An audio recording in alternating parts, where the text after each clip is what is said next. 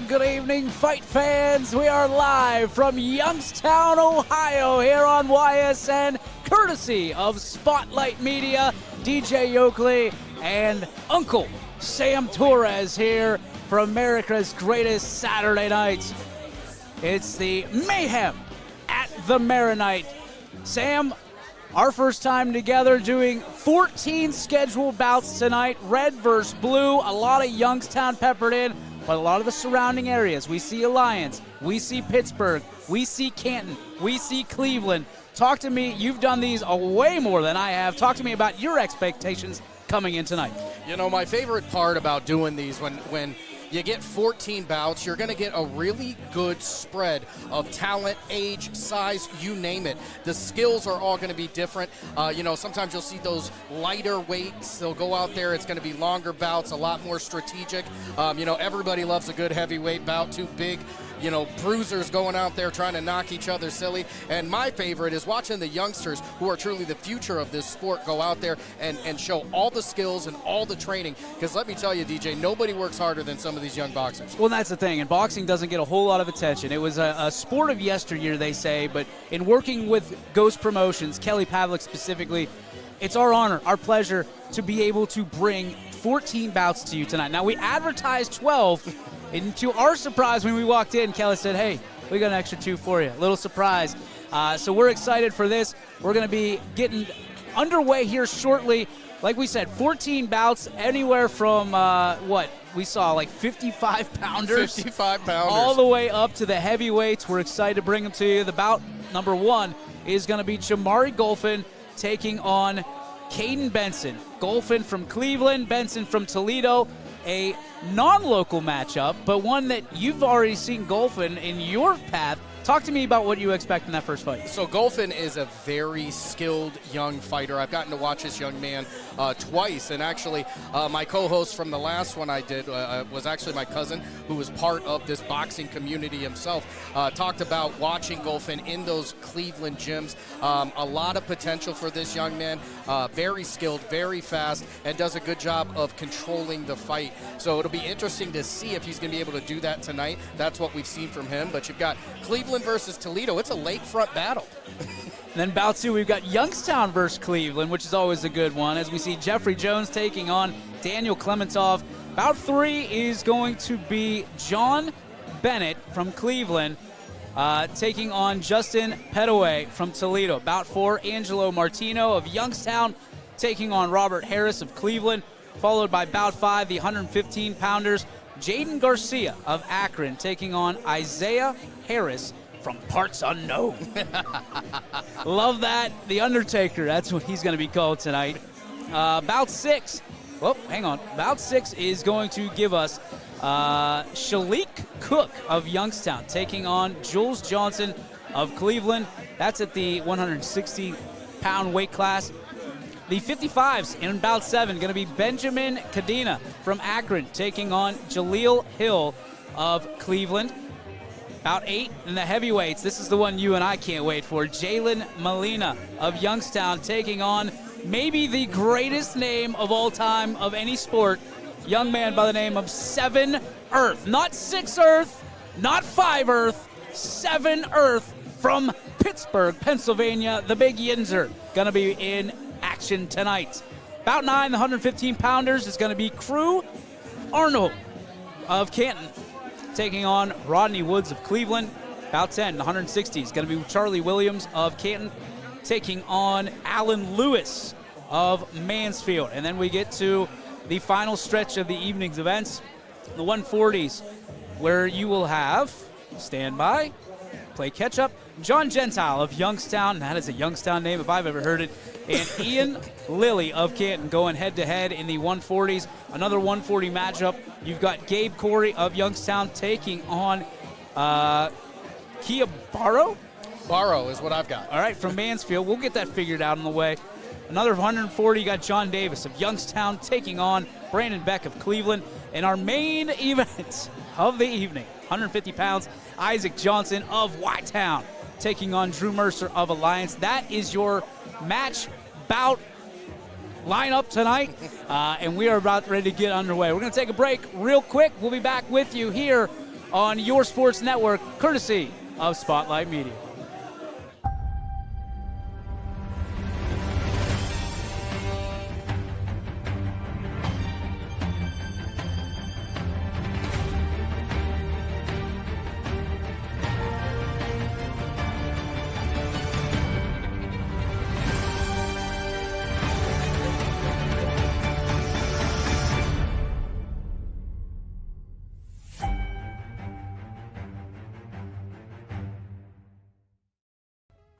Hi, this is Zell Bush. Hi, this is Tom Klim. Hi, this is Steve Versetto. Hi, this is Ryan Miller. Hi, this is Rich Sakui from WRS Wealth Advisors. With our combined 80 years of experience, WRS Wealth Advisors are the area's premier wealth and retirement specialists. Call 330-965-0370 to learn more about our individual and corporate financial planning services. Or visit WRSwealth.com. go Raiders. Go Dogs. Go Cats. Go Dogs. Go Tigers.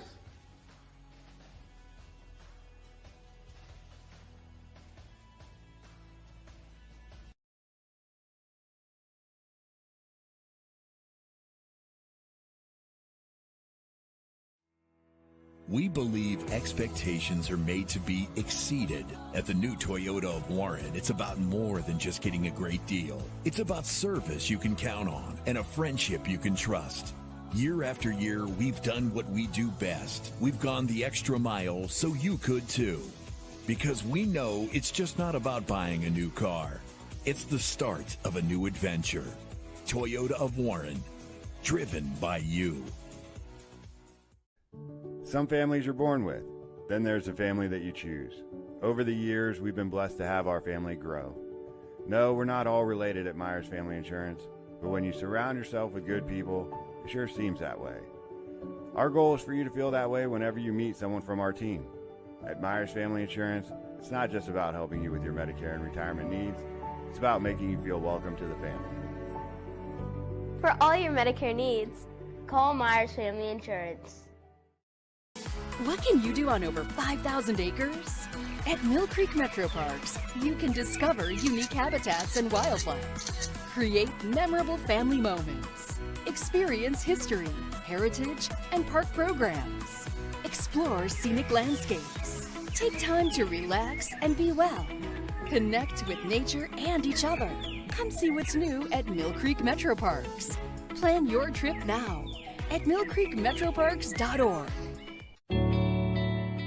Get back to doing the things you love. Regain your freedom from chronic pain without surgery or drugs. The power of care is nothing without hope, and our chiropractic services were created with true healing in mind. Find your hope at Meridian Healthcare. At Joe Dickey Electric, no job is too big or too small. We do it all. We power the plants that help bring us together, the businesses that help our community thrive, and the home that you've been dreaming of. We'll even install a light bulb for you. With over 65 years of commercial, industrial, residential, and 24/7 emergency services, you can trust the experts at Joe Dickey Electric because we are everything electrical. What does it mean to be approved? I'm Tracy, and to me it means getting you to work on time, driving your kids to school, or going out and seeing the world. That's why I go the extra mile for my customers, only at Greenwood Chevrolet. Hi, I'm Colin Chupa. And I'm Kelsey Clem from K-Squared Marketing. Our boutique marketing firm specializes in media planning and buying, public relations, event marketing strategies, and strategic sponsorships. We can integrate our services with your existing game plan, or we can be your entire marketing team. Your goals, our game plan. Let's win together. Call K-Squared Marketing at 330-623-2730 or visit ksquared.marketing to learn more.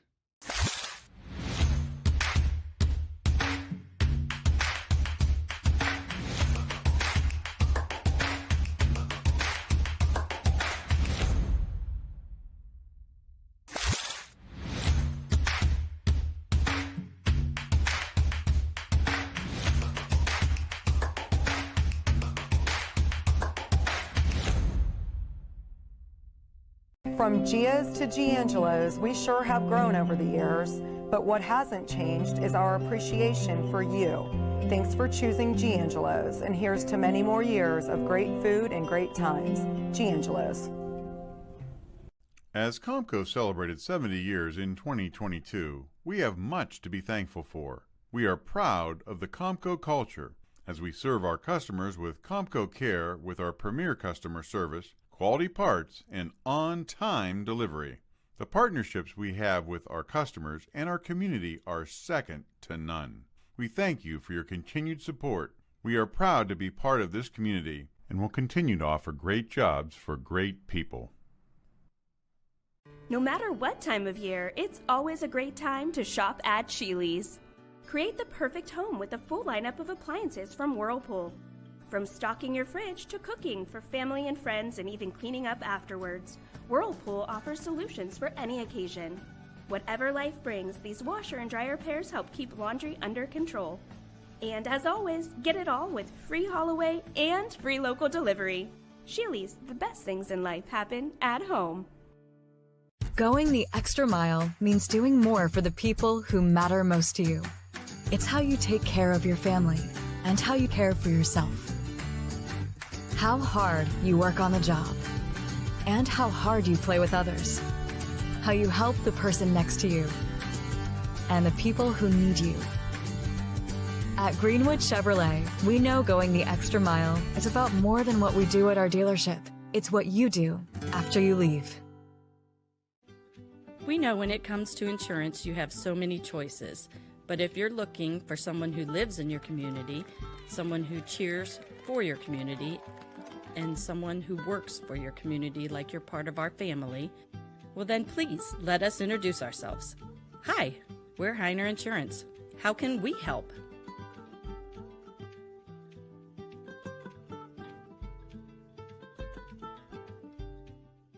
We sell taste one bite at a time. At Valeria, bite into a taste sensation. Bite into a taste delight. Good food and fun in combination.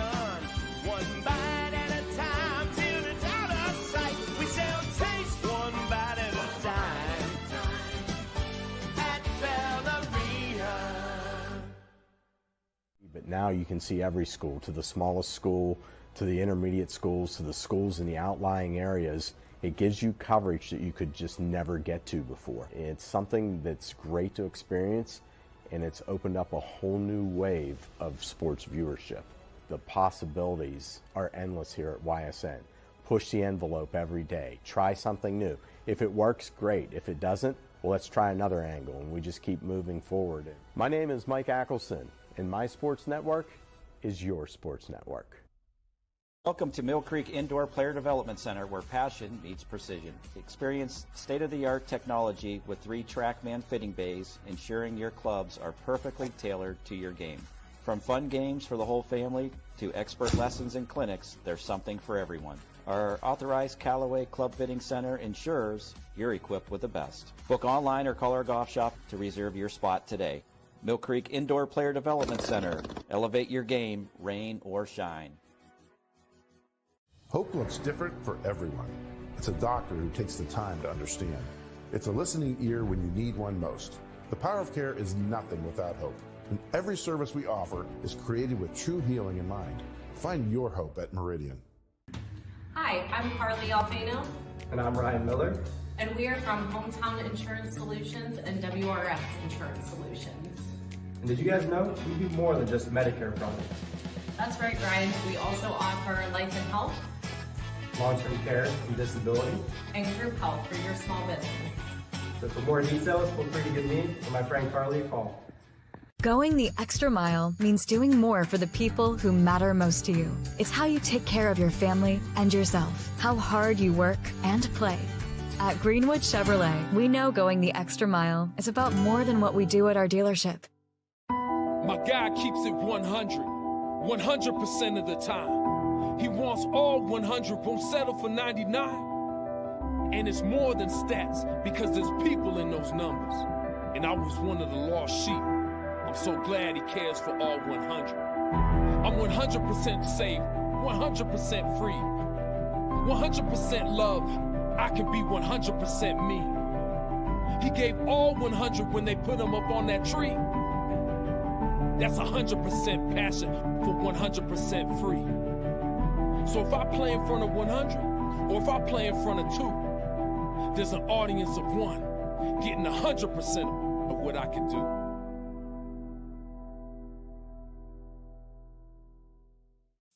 How did things ever get so far with your high heating bills? You should have come to me. And if you had come to me, I could have told you to call Michael at MP Vivo Heating and Air Conditioning. Michael is one of my trusted friends, and he will now be one of your friends. MP Vivo will take care of everything with a 96% high-efficiency furnace from Rude. Call MP Vivo for a free estimate at 330-259-0486 and let them take care of your situation. At Joe Dickey Electric, no job is too big or too small. With over 65 years of commercial. And welcome back, ladies and gentlemen. The Mayhem at the Maronites here on YSN, courtesy of our friends at Spotlight Media. And I'll tell you what, when you have events like this, Sam, it's unbelievable to think, what could be? What does this night hold for us? The oohs, the ahs, the excitement of all of this. It's not going to be like we're not Jim Lampley and Larry Merchant, to say the least. This is going to be more along the lines of Pat McAfee-esque and a whole bunch of, oh my goodness, and by God, mixed in. So if you were looking for us to be able to give you a professional broadcast, well, you're on the wrong site. So probably not going to be able to give you guys the percentage. We're not going to be able to give you crosses versus jabs. But listen, we're going to be able to tell you what stuff we think landed. Hey, we can go like the Black Eyed Peas song, boom, boom, pow. That's exactly it.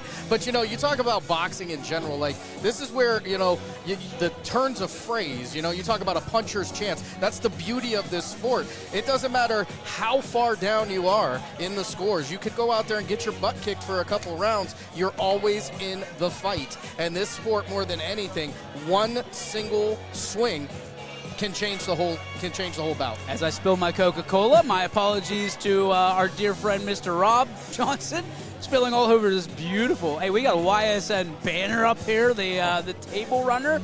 Unbelievable. Greg McCormick is here from East Palestine.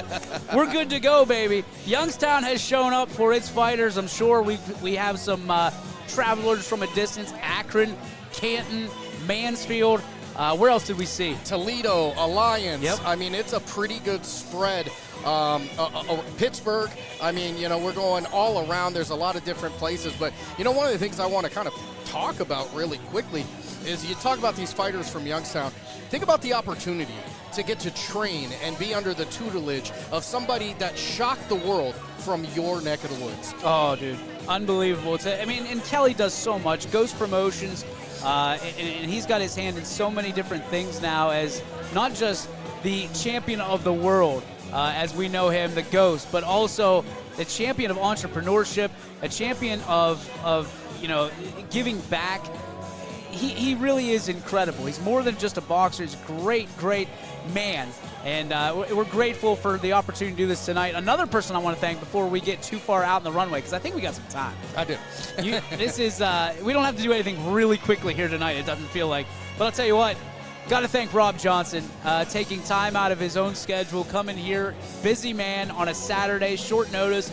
I told him, I said, hey, we got this thing going on, Mayhem at the Maronite. We'd love to have you be a part of it. And when it comes to event production, when it comes to big event feels, Rob Johnson does it better than anybody. And he is such an asset here at YSN. So glad to have him. And what he brings to the table is next level stuff. So we're excited to have him. And we have the big boss in the house tonight, Brian Scott, with us. When it comes to fighting, this dude won't miss one. I'll tell you that. He says, baseball, softball, I'm good. But when you say, hey, we got fights tonight, I'm there. Yeah, it's going to be a beautiful look at this fight again. The commentary we're going to do our best with, but let me tell you, the production tonight is, I think, something that I'm really looking forward to. We got more cameras here than, HBO in some cases. We're going to have some different looks. We've got guys who are going to be manning the keyboards, manning the laptops, manning the vid switchers. It's going to look great, and, I think we're going to have some really talented boxing matches coming up tonight. I'm really excited as Sanford and Son going on in the background. We have an official in the ring, so that's a good sign when it comes to bout number 1. And again, if you're just joining us, as many of you probably are, bout number 1 is going to key on Jamari Golfin from Cleveland and Caden Benson of Toledo. Now, we don't have the the weight brackets, but we're told, and Sam, you've seen Golfin box it up before. He is someone to watch, and he can bring it. Yeah, he's a skilled young fighter. This will be the 3rd time I've gotten to watch this young man fight, so he's a very active fighter. And each time I've seen him fight, he's always had a very good showing. I know he won the last one, which was last year when we did the Gladiators in Ashtabula. And, Callie Pavlik was at that one, too. It was just a great event. It's really turned my love back up for boxing. Golfin went out there, put on a show, skill, speed, and just, a young guy. When they get out there, Golfin will be in the red. In the blue will be Benson. So keep that in mind. We'll try to keep we're not keeping score, I can tell you that. Rob, Sam, and I, and even Brian got in, and we said, hey, it's going to be nearly impossible. We are parked where the camera is now. We are behind that camera. So we are a little bit of a distance back from the actual ring side. The patrons obviously getting a little bit better seat than we are, and that is okay because you got to fill this place. And boy, Sam, it is starting to fill in. The tables are filled, and we're starting to see the general admission fill up as well. So kudos and the tip of the cap to all the great boxing fans from around the area, around the state, coming in to watch this just elite level event put on by Ghost Promotions. And I'll tell you, boxing has a little bit going on that the same as like wrestling and swimming and these other sports that aren't necessarily what I would call the front page of their sports section. Their supporters are rabid, and they will follow them to the ends of the earth. On very rare occasions, will you have a boxing event like this where there's an empty seat in the house. This is beautiful, man. You look around, Rob's got 4 cameras set up for us tonight. This is going to be unbelievable. I think the last time I had 4 camera access was, never. Let's just put it that way. Never had it. Maybe the All-Star game. For basketball, and of course that was Rob Johnson as well, so that shouldn't surprise anybody. But I'll tell you what, to have this first time and Rob come out and say, hey, we're going to do this right, this is going to be incredible. So we want to make this an interactive experience as well. This is on YouTube and Facebook, so if you're on those particular platforms, we want to hear from you, where you're tuning in from, and certainly anything you'd like us to add. I don't think we don't have instant replay, right? No instant replay tonight. So those of you who are asking for it, that is already out of the question. But we will work on it. We promise you that. And Rob says next time. Of course. The seed has been planted. That's it. I mean, Rob's already given us 50 ideas for the next time. And Kelly said maybe the main event next time is the heavyweights between the former middleweight champion of the world and the American Dream, DJ Yoakley. I'll tell you what, a sold-out event from the river to the lake. You're going to have to fight people for tickets. He's got the reach advantage for sure, but I might have the meatball advantage and just taking him down. Wiry. You're wiry. A bit wiry, my lad. One of the cool things you'll see with boxing is, you're going to find the 4 tables on each side of this square, and those are all judges. So everybody getting a different point of view, and that's where sometimes you're going to see a difference in the judging and the scorecards. Well, there's the bell. Here we go. Everyone, and welcome to Mayhem at the Maronite. We got some great boxing for you this evening. These kids train incredibly hard to put a great show on for all of you tonight. I want to announce our referees here in the ring. We have Flip Pinkney and Earl Jewell, who will be splitting the duties here. And now as we kick things off, let us all stand, ladies and gentlemen. Here it is, baby. And sing the national anthem. The greatest song in American history.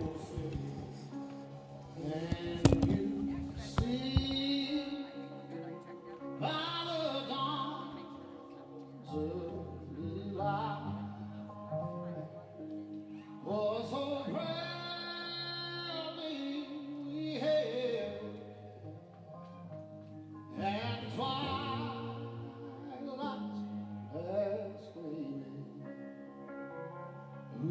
walks right and bright stars through a perilous fight.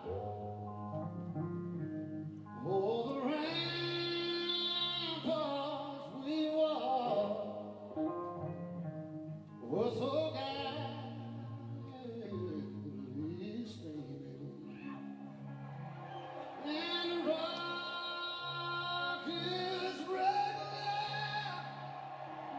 of our birth, singing, yeah,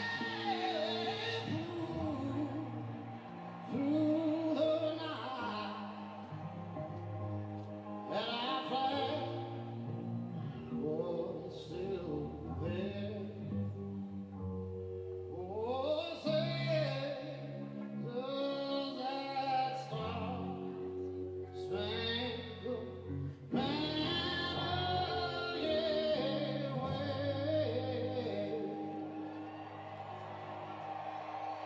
Oh, land of the free and the home of the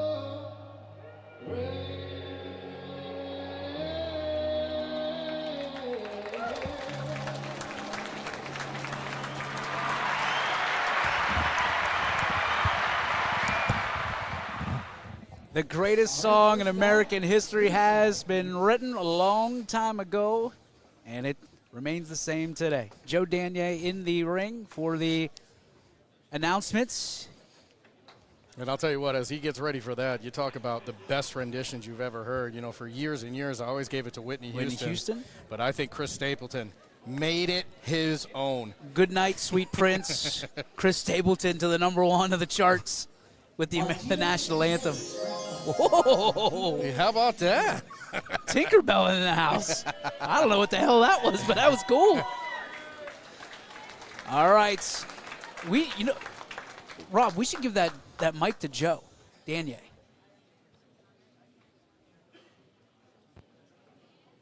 See if he's got it. Oh, we got some little kung fu fighting. Kung fu fighting. I love it. Here we go.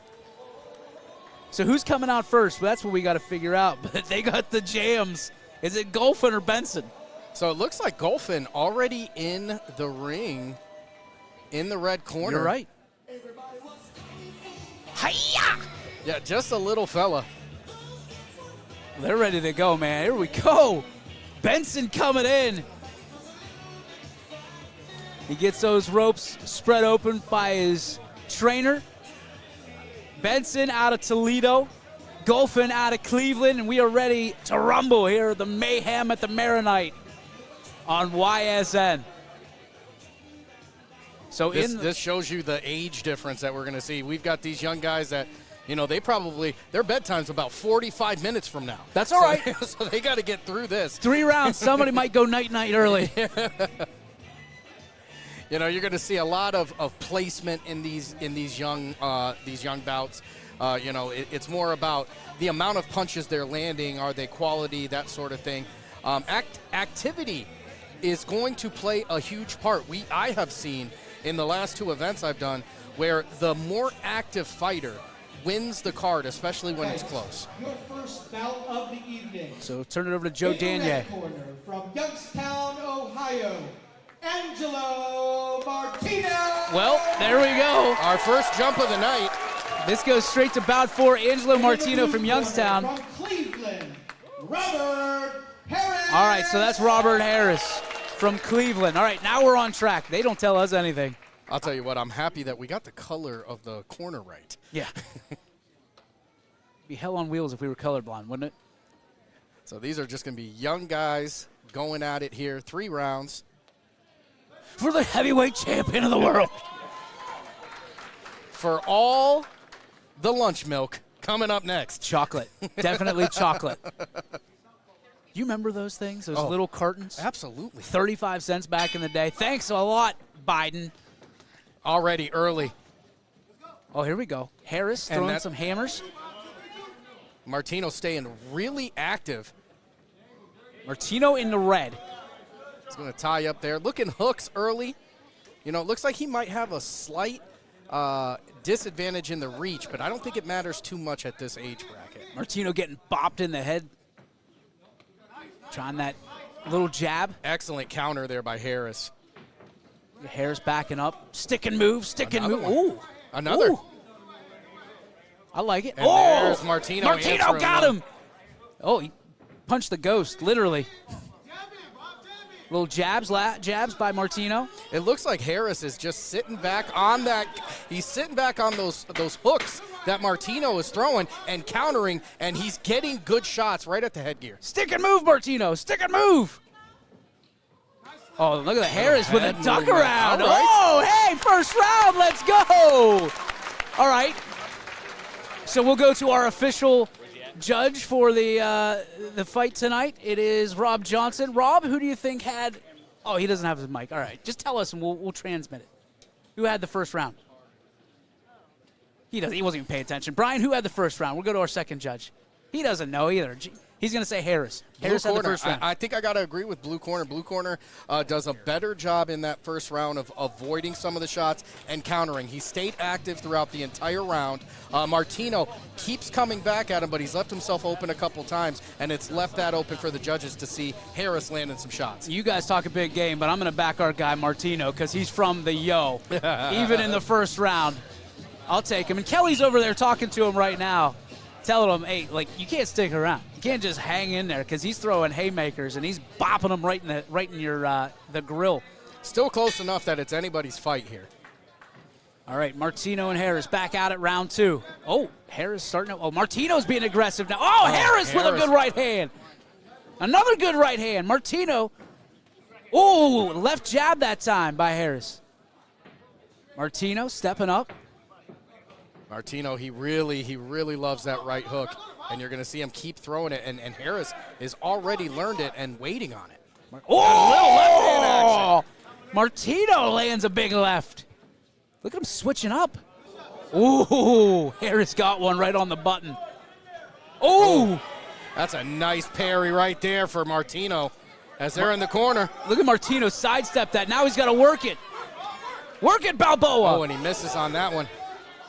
Martino backing off here as we hear that thumping. We got 10 seconds left. Harris got him off the ropes. Martino stepping. He got bopped in the head again. He's backing up. Harris has him backing up. There's the bell. We'll go to round three. I think Martino may have slighted that one. Yeah, Martino has a better round there. I still think Harris is getting more quality punches in that round.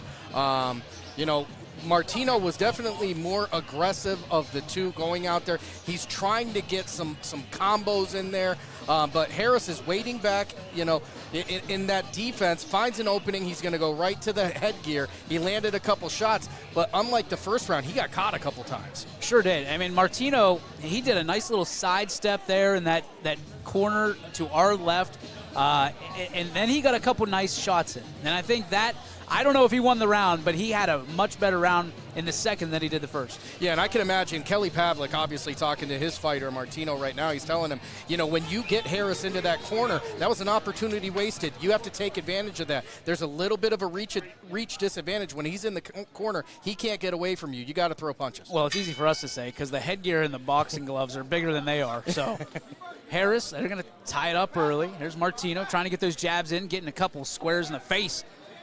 Those boxing gloves are just... And see now Martino in the corner, and he's in trouble. This isn't pillow fighting, folks.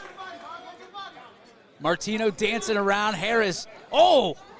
Another good one landed. Oh, left himself open. And Martino said, how you doing? How you doing? Keep it moving. Harris, nice right. Doesn't land, but still good. Again, that one leaves did. That face open, and Martino giving him a how did you do? We're not seeing much in the way of blocking right now. These are two Rocky Balboas going head-to-head. Nice shot by Martino again.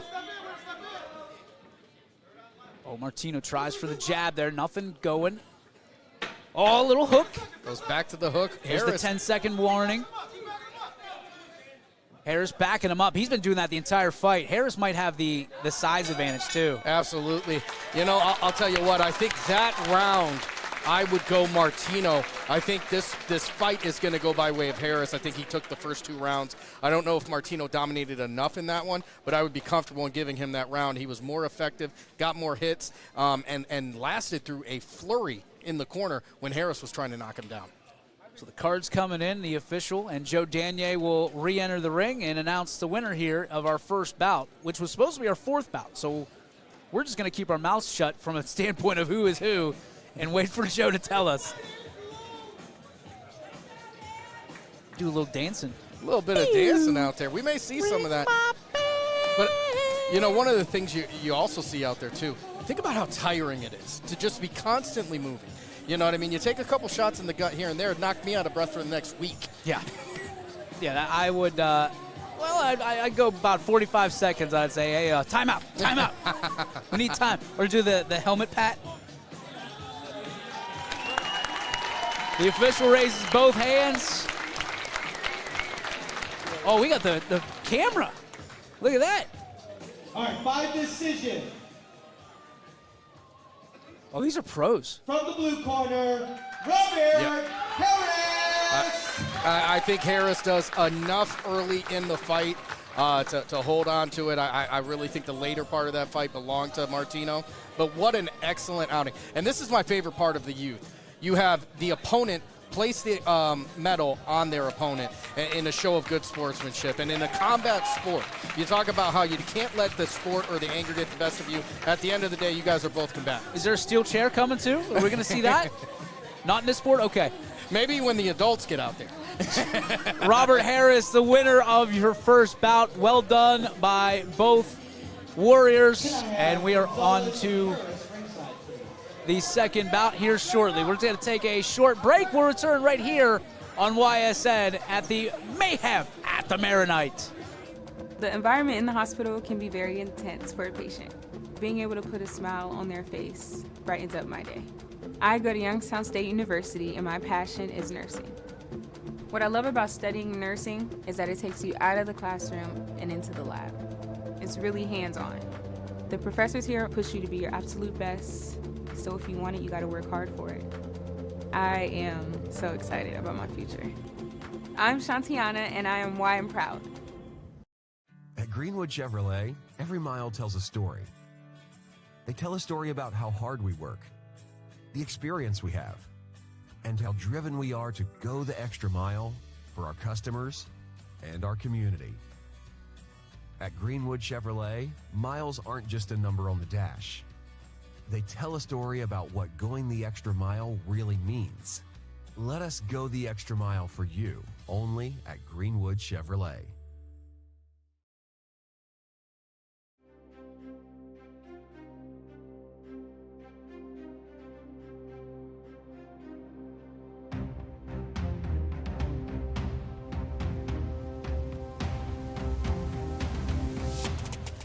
And welcome back, ladies and gentlemen, to YSN's Mayhem at the Maronite. Our first bout in the can as Robert Harris wins it, running away from Cleveland. This is so Isaiah Harris will fight Jaden Garcia. Well, he said David Gonzalez. Oh, so we got a last-minute change. So we have a last-minute change. Gonzalez versus Harris. It was supposed to be Jaden Garcia. So Isaiah Harris and David Gonzalez will be going head-to-head in this one. We'll get that fixed up for you. Again, there's a little bit of flying by the seat of your pants, folks. So hang in there. We hope you're enjoying what's going on. So if the weights are still the same, this is a 115-pound weight bout. Oh, here and we go. Harris is throwing whammies. Woo-hoo! Look out. Turn the windshield wipers on, mama, because it's raining rights. Harris is just throwing haymakers everywhere. Look at it. It's interesting. What is the strategy for Harris? Is he going to go out there? Is it let me get the first 2 rounds like in the first bout and then try and get it? But we've got a 10 count already in this one. Yeah, this one goes against Harris, which is interesting. And they're going to send him to the corner to get checked on.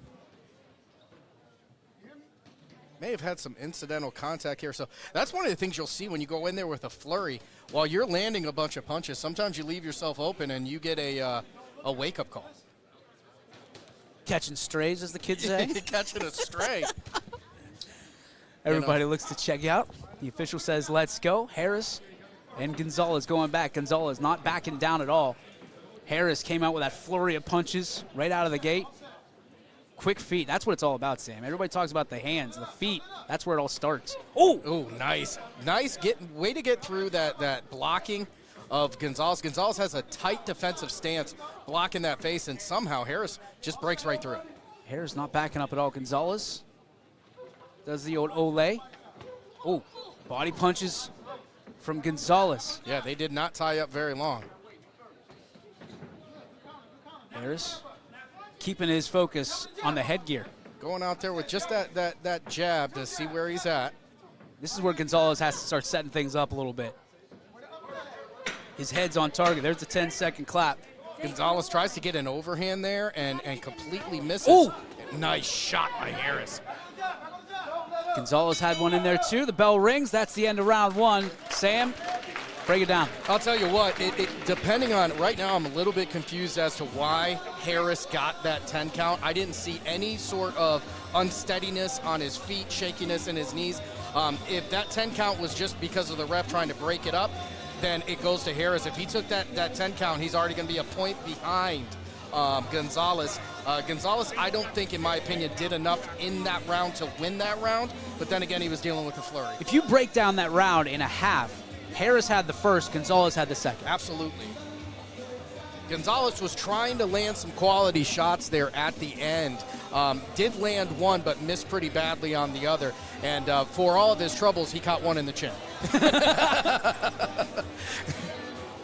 Thanks for that. A little chin shot. It's a quick reminder that this is a combatant sport. Well, that's it.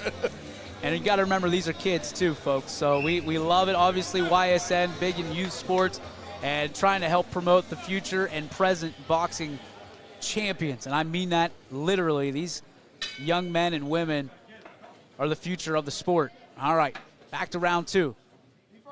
So here we again. You see Gonzalez there. He's got that tight defensive stance, but Harris is not wasting any time. Gonzalez backs it off again. Trying to get that fake with that left and then deliver with the right. Harris. Right there. What a hammer.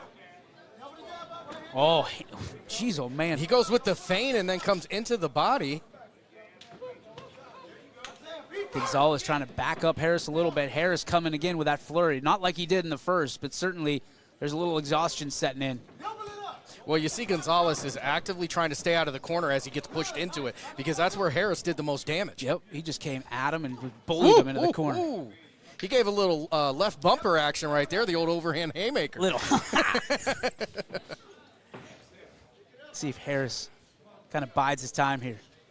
Gonzalez backing up. Takes one on the chin there. Right overhand, and he hits him.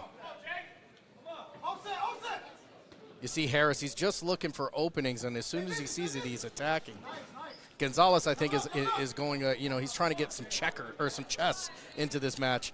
And Harris says, I'm all about the checkers, my friend. You can hear the coach, the trainer saying 1-2. Work the 1-2. There's the 10-second count. Harris, another effective punch right there, but misses there. Harris looking for the haymaker, looking for the widowmaker there. And that's 2 rounds in the books. I'll tell you what, a close round in that one, DJ. I still got to lean Harris, and honestly, it's activity. And I've seen in these matches, in these bouts, the judges tend to lean toward the active fighter as opposed to the defensive fighter. Well, you have to. I mean, it's one of those things where when there's smoke, there's fire a little bit, right? And the guy that's throwing, he's actively pushing. He's trying to get the kind of score on the scorecard, so to speak. And Harris has been that guy since the bell rang. Yeah, and, it causes a little bit of controversy because, you look at great fighters, like one of the greatest, arguably, of all time, Floyd Mayweather, who will go out there and he will let you punch yourself out. and in the first 4 or 5 rounds, and then he's going to get those sniper shots late, and that's how he's won his fights. Some boxing gyms are trying to teach that because when you go pro, you're going to play longer. When you're in this level, you have to be active, and you got to throw punches. And by the way, while we're talking about Floyd Mayweather, hey, it's still out there. Andy Hake ready to take you on whenever, wherever, here in the south side of Youngstown. I know Coach Hake watching right now. Wish he could be here. Augie, hope you're well. Look at Harris throwing a flurry of punches here, just like he did in the first. Even when they get tied up, and you see a timeout again here, even when they get tied up, you see Harris is absolutely not stopping at all. Looks like the headgear got moved there around, evidence of getting hit. Yeah, that's called a whammy bar right there. And I'm not talking about the candy. There's nothing sweet about that if you're Gonzalez. It'll be interesting to see, does Gonzalez change his approach as he goes in there and throws a couple quick ones? Well, it's the third. It's do or die here, right? If you're Gonzalez. Nice shot by Harris. Harris not messing around here in the third. He was dancing in the second, and there's nothing pretty about this. Harris is just going for haymakers. I mean, it's all out offense and another Harris combination. Little 1-2. Chin music. And Harris, for all things considered, he looks calm and collected out there. Oh, my goodness. You could hear that through our headsets.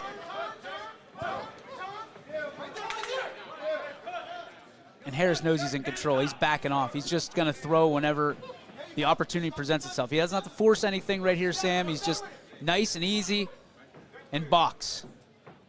Yeah. I mean, everybody looks at boxing, and I think the first thing they think is knockout, right? You got to go out there for the knockout. You know, people who chase knockouts often kiss the mat. Yep. So, you know, there's a lot of strategy involved. Harris's strategy is, I'm going to take these first 2, and you're going to have to win it at the end. All right, so here comes the last 10 seconds of the bout. Oh, big one landed. That's an excellent fight. That's a great fight. You think Harris has the advantage? I think Harris in that one probably not as close as the first one. I would give Harris the advantage there, 3 rounds to none. You know, Gonzalez did a great job of dealing with the flurry. He just didn't have enough time to get his offense set and established in the fight. So Gonzalez, right now, card stacked against him. Look at Harris going around and saying thank you to all the judges. It's one of those things in boxing. There's so much culture. There's so many. You know, you always hear about the unwritten rules of baseball. Boxing is steeped in unwritten rules, and that right there is one of them. You go through, you show your respect to all of the judges because these are the people who are, you know, taking a look at you honestly and seeing what you did in the ring. They're going to collect the scores. Should be relatively easy this time around. Yeah, I think I'd probably go 30-27. Oh. You know, I give all the rounds to Harris. There it is, clapping it up. They're looking right at our cameras.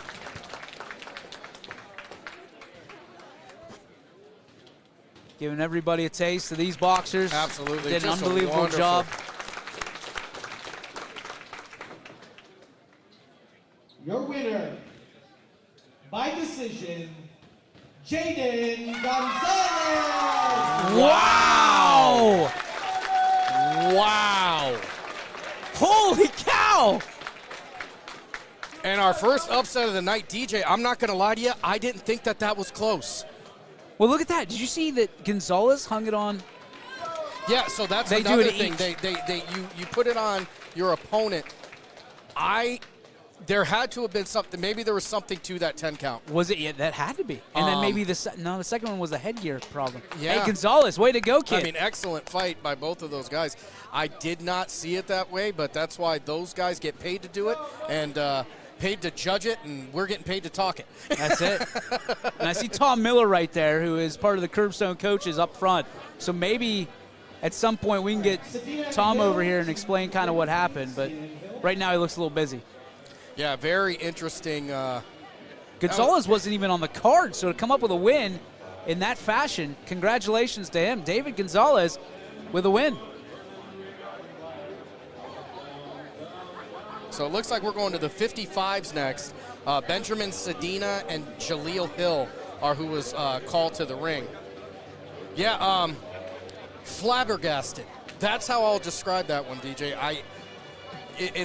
the beautiful thing about sports is the moment you think you know, you're all, in my case, you're always wrong. That's the best thing about sports, right? Unbelievable. We're going to take about a 30-second break here, collect our breath. We'll be back with bout number 3 right here from Mayhem at the Maronite on YSN.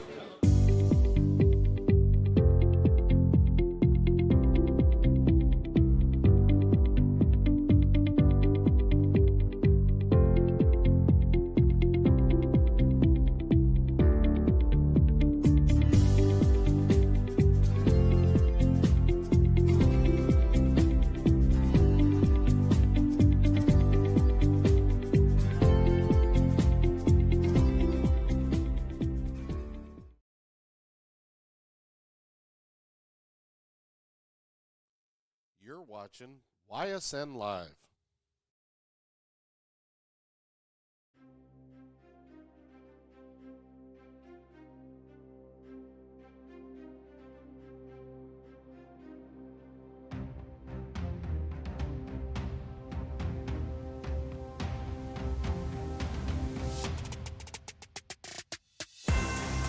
Welcome back, ladies and gentlemen, to Mayhem at the Maronite. DJ Yoakley, Uncle Sam Torres with you. 2 bouts in the books. One, an easy decision, and one what we thought was an easy decision, and it winds up completely backfiring in our face, Sam. Yeah, I mean, the first surprise of the night is what I'll call that. I saw a fight where, in my eyes, Harris, much more effective, much more active, landed more punches. Gonzalez, did a great job of avoiding. He did land some quality shots throughout there. I'm not sure where that came from. There was a confusion there in that first round for the 10 count that had to be the difference. 55-pounders now on deck and stepping into the ring. It is going to be Benjamin Sadena from Akron and Jaleel Hill, from Cleveland.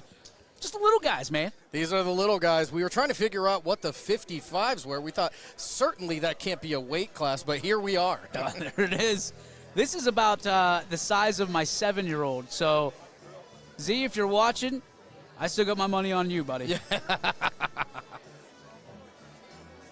So these are youngsters. The greatest thing about these bouts, with the young guys is, these are guys that could one day, and sooner than you think, be fighting for our country in the ring. America! For those Olympic gold medals. Not for Canada. We don't do that around here. Absolutely. Not until we acquire them. That's right. Happy 51, my brother. And if you could only see what I'm wearing right now, you'd be laughing too. So Joe Danier announces Ben Sadena and Jaleel Hill.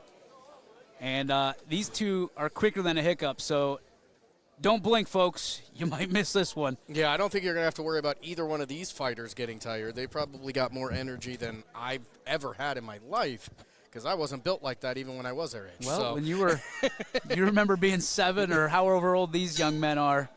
I'll tell you what, those kids can do a lot for a long time. Oh, where do we go?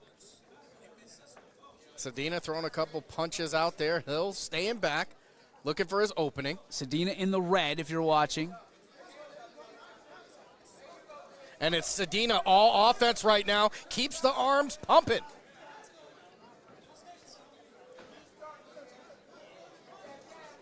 Waiting. Sadena. And he's making good contacts here. Hill says, I want it. Come get it. Hill with a flurry of punches, then backs off. Sadena not messing around. He's coming right back. All offense. Looking like a little Tom Brady in there. And not for nothing, but oh, Daddy, Sadena! They're going to call that incidental as you see him. I believe he wiped that off already, so that won't count as a fall. But Hill wearing the same color trunks as the two Harris brothers who fought right before here. So I'm assuming all one gym there. So there we go. The first round in the book. Sam, evaluate. I'll tell you what, that one, not even counting the incidental knockdown, we're going to call it, I think Sadena was much more effective in his work, in his punching in that one, stayed active. Hill constantly backing up in the beginning and then started the attack. When he started to attack Sadena, getting some combinations, landing a couple punches in bunches. punches and bunches. That's what it's all about, my friend. When you think about this and how this goes.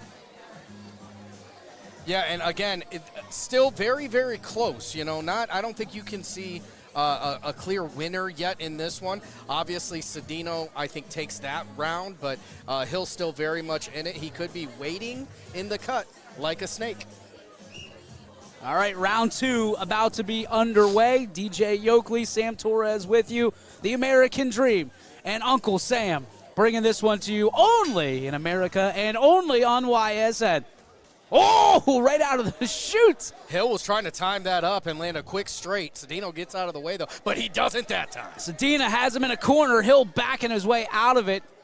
Goes to the near nice corner. Oh, here we shot go. by Hill. Headshots galore. Sadena not messing around. I'll tell you what, one thing with boxing, man, headshots, they sell the tickets, but body shots win the fight. Oh, and down he goes again. That is a certified knockdown. Sadena with a hard right, I believe, to the jaw, and Hill goes down like a sack of potatoes. Now, he doesn't do a count, and he wipes that off again. Oh, boy. I don't know. That, to me, looked like a knockdown. There was contact on his way down, and it definitely played a part. Here we go. There's so many flurry of the punches that anybody watching Elsa and Anna at home is getting excited. Look at the speed on the feet of these young men, though. Starting to call Sadena Olaf because he's got so many flurries going on. It's crazy. I mean, these guys are moving. These guys are moving in and out. I still think Sadena in that second round, that knockout, take it off of the mark. Sadena controlled that round. Hill did a much better job of establishing some offense there, but I think Sadena's was much more effective. 2 rounds in the books for this one, 55-pounders, and I'll tell you what, they're giving every bit. Pound for pound, this might be the fight of the night so far. Absolutely. I'll tell you what, Hill landed a couple shots in there on a couple misses, what you're not necessarily seeing from either fighter, and it's probably due to their age. Not a lot of head movement out of there. It's more body trying to get out of the way, moving left and right, and it's left the headgear up for some abuse. So we got some bad to the bone. The whistle alerts the fighters to get ready, gets the trainers out of the corner, and we're going to once again head to the third. This one undecided so far, at least in my book. Yeah, I think you could go with this one 1-1 for sure. All right, and that's Sadena starting it off and getting this party started. Hill being aggressive. 3-punch combo there. Sadena swing and a miss. Oh, here we go. Punches and bunches, That's Sam. about a 6-punch combo right there from Hill. That's a really effective one right there. Let him roll, baby boy. And Sadena is making genuine contact through that headgear. I mean, he's caught young Hill in the head a couple times already. Sadena cerebral at this point here in the third round. Hill just trying to get a volume up of punches and land something that hurts. Oh, Sadena got one right on the right jaw. Tell you what, nice shot by Hill right there. And what you see with Hill, and I think it's because, and I could be wrong, but I think he is at the disadvantage reach-wise. Yep. He will step back, but on the way of stepping back, he's throwing a punch. So he gets some offense, and I think that's what led to 2 of his knockdowns. So there you have it, 3 rounds in the books for that one. We'll get the decision here momentarily. Sam, if you had to guess, I know last one didn't go our way. What are your thoughts? Hey, listen, I hope I'm not going to start the broadcaster's curse here tonight, but I think in my head I'm going Sadena here 2-1. All right, we'll see. Joe Danier back in the ring to announce the winner.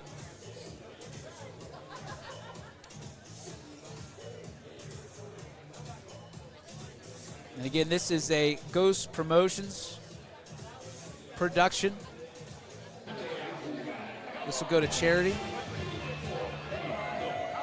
Kelly does a great job. It's a tight community, a tight-knit community, and they give back. They take care of their communities, and that's what you love to see. We got a crowd mic. All right. Way to go, Robert. Way to go, Robert. A little boom action. RJ coming through again. He's pulling out all this. Okay, I see you. There's the boom. So, as it stands, I'm going Sadena. I was very sure on the last fight, and also very wrong. Those words, unless you're asking your lovely wife, have never been uttered ever before in the existence of Sam Torres. Let's see how this goes. Hill's out there. Sadena's out there. All right, we have a winner, and by decision, from the red corner. All right, I'm back on track. Sadena Jr. I got to start a new parlay. Well done. The red corner, Sadena gets the dub. And we will be on to our next bout here momentarily. We'll take a quick break. Back after this from the Maronite Center in Youngstown. Mayhem at the Maronite continues on your sports network. At Joe Dickey Electric, no job is too big or too small. We do it all. We power the plants that help bring us together, the businesses that help our community thrive, and the home that you've been dreaming of. We'll even install a light bulb for you.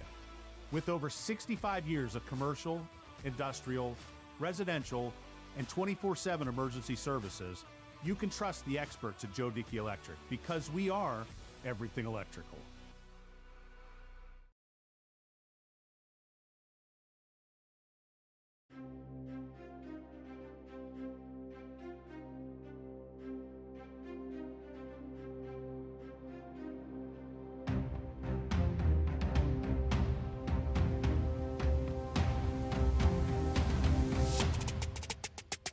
Welcome back, ladies and gentlemen, to Mayhem at the Maronite on your sports network, brought to you by Ghost Promotions. DJ Yoakley, Uncle Sam Torres with you, and we go from the 55, the baby boys, to the big boys, Sam, as Jalen Molina of Youngstown will take on the big fella, 7 Earth of Pittsburgh, Pennsylvania. The big Yinzer will step into the ring. This is going to be as good old prayers with you, Jim Ross would always say, a slobber knocker. Absolutely. I mean, these guys come out there and they let it fly. Typically in the first round, you're going to see a very brief period to get to know each other. and then it's all about action right and now. Sometimes you don't necessarily have, the length and ability to take a fight long when you get to these heavier weights. But let me tell you, when they throw an overhand right, the earth moves. 7 is coming to the ring. 7 Earth to be exact. Not 5, not 6. 7 Earth coming to the ring. And he's looking to move the heavens and the earth to get this big win tonight. The young man from Pittsburgh, Pennsylvania, the Keystone State, home of the 6-time world champion Pittsburgh Steelers, is going to be taking the ring here momentarily. And we've seen him fight before. He'll take punches. He's got no problem doing that. You just got to be careful because, buddy, like it's been the last week and a half, when it rains, it pours haymakers. Absolutely. And this is one where in the earlier matches that we've seen, if you get caught with a power shot, you can probably shake it off. If you get caught with a power shot from one of these guys, you're going to be waking up tomorrow. Sweet baby Joseph. Look at how large 7 Earth is. He is made for this. He's built for this. That's right. 7 for the planets that he takes up, and Earth for the one that he's on currently. Represented by the Cobra Kai, I believe, in the blue corner. They got the Steeler colors. They got Pittsburgh colors. Oh, that's yeah. what that's all about. I'll tell you what, through and through. Through and through. I wonder who you're rooting for. I got to go Yo here, no matter what. Our Youngstown guy, Jalen Molina. Pennsylvania, 7 Earth. My guy, oh my goodness, he's ready. Trademark infringement not intended, but let's get ready. I won't even finish it. You know where I'm going. That's it. That's it. I can't wait for this one. This one I am geeked up for. The big boys going at it. Youngstown versus Pittsburgh. Forget you, Cleveland. Big fellas going out there, but still young guys. Molina, Earth, touch gloves. Here we go. Quick jab, and this is what we saw last time with Earth. He'll back things up. Could we be seeing some speed versus power here? You know, some Ali versus Big George. Oh, boy. Earth. Wapow! Goes to the body, right back to the top there. Little nice 1-2. shot as he gets through the guard there 2 times in a row. Earth, a little hiss. I like that. He's in the corner, and this is where Molina. Oh, Molina's got to go. Molina with the red gloves, by the way. You got to be careful if you're Molina. I understand you would naturally want to go after him in that corner, but if you make a mistake, Earth is sending you to the earth. Yeah, good night, sweet prince. Look at Molina getting some body shots in there, trying to wear down Earth. 7 just trying to maintain right now. Earth backing around, doing the dance. There he goes. He makes another decent contact to the headgear. Yeah, Molina dancing with him, staying up close, understanding that he probably doesn't have the size advantage, the length, the reach. And he goes overhand right there for Molina. Doesn't make the contact. He's gotten him in the corner at least 2 or 3 times in this round. And he's taking some uppercuts. Oh, he is eating boxing gloves right now. Molina fighting back. I'll tell you what, 7 doing a good job right there. Earth, wind, and fire. Little jab trying to get separation. Earth at his best right now. If they're separated, he's got the reach advantage. Oh. Nice shot. Again, Earth.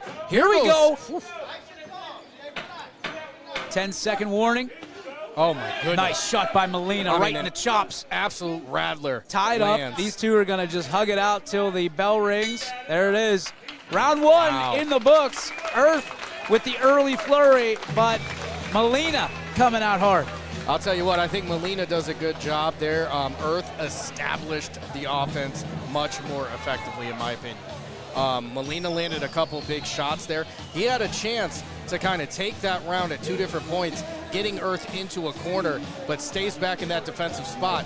Earth able to break Molina's guard effectively and regularly in that first round, and also land some absolute head rattlers. I'm going to give the first round to Earth. So Earth gets the first round from Sam. I'm going to go with Molina. I thought the end was a lot better than the beginning for him, and I think that was what these judges are going to look at. And what I'm seeing from Earth, which is surprising because he's been so effective with the over-the-top shots, is those over-the-top shots are always set up with 2 to the body. He's getting them right there in that abdomen, and the moment he winces down, he gives them a sweet kiss up top. All right, here we go, round 2. Earth and Molina, toe-to-toe to come out. Earth trying to separate things. Trying to go body, face.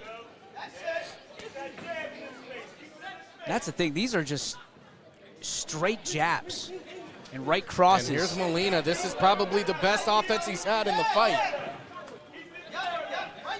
Good duck there.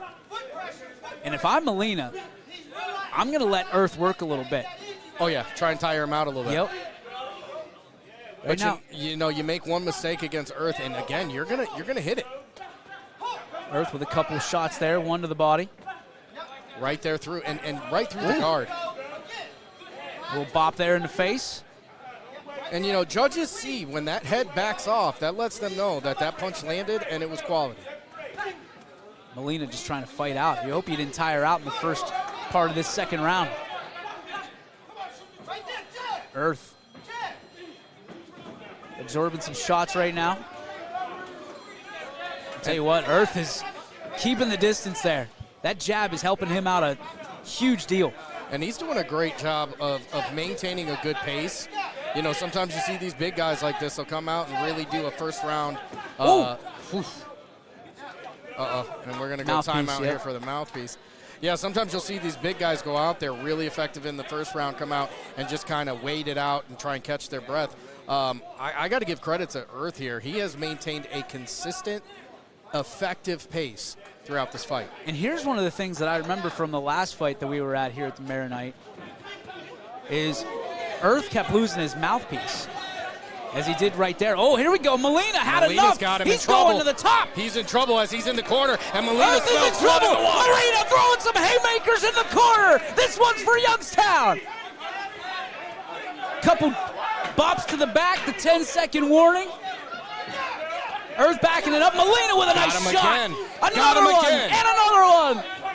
Earth trying to fight back. Earth gets one on the right jaw, and the bell rings. That was an excellent round right there. And I'm going to tell you what, you talk about the mouthpiece, DJ, that is a huge indication he's tired, because that jaw will start to get, in the words of our friend Andy Hake, slack-jawed because you're tired, and it'll fly out of your mouth. Molina, I would give that round to him easily.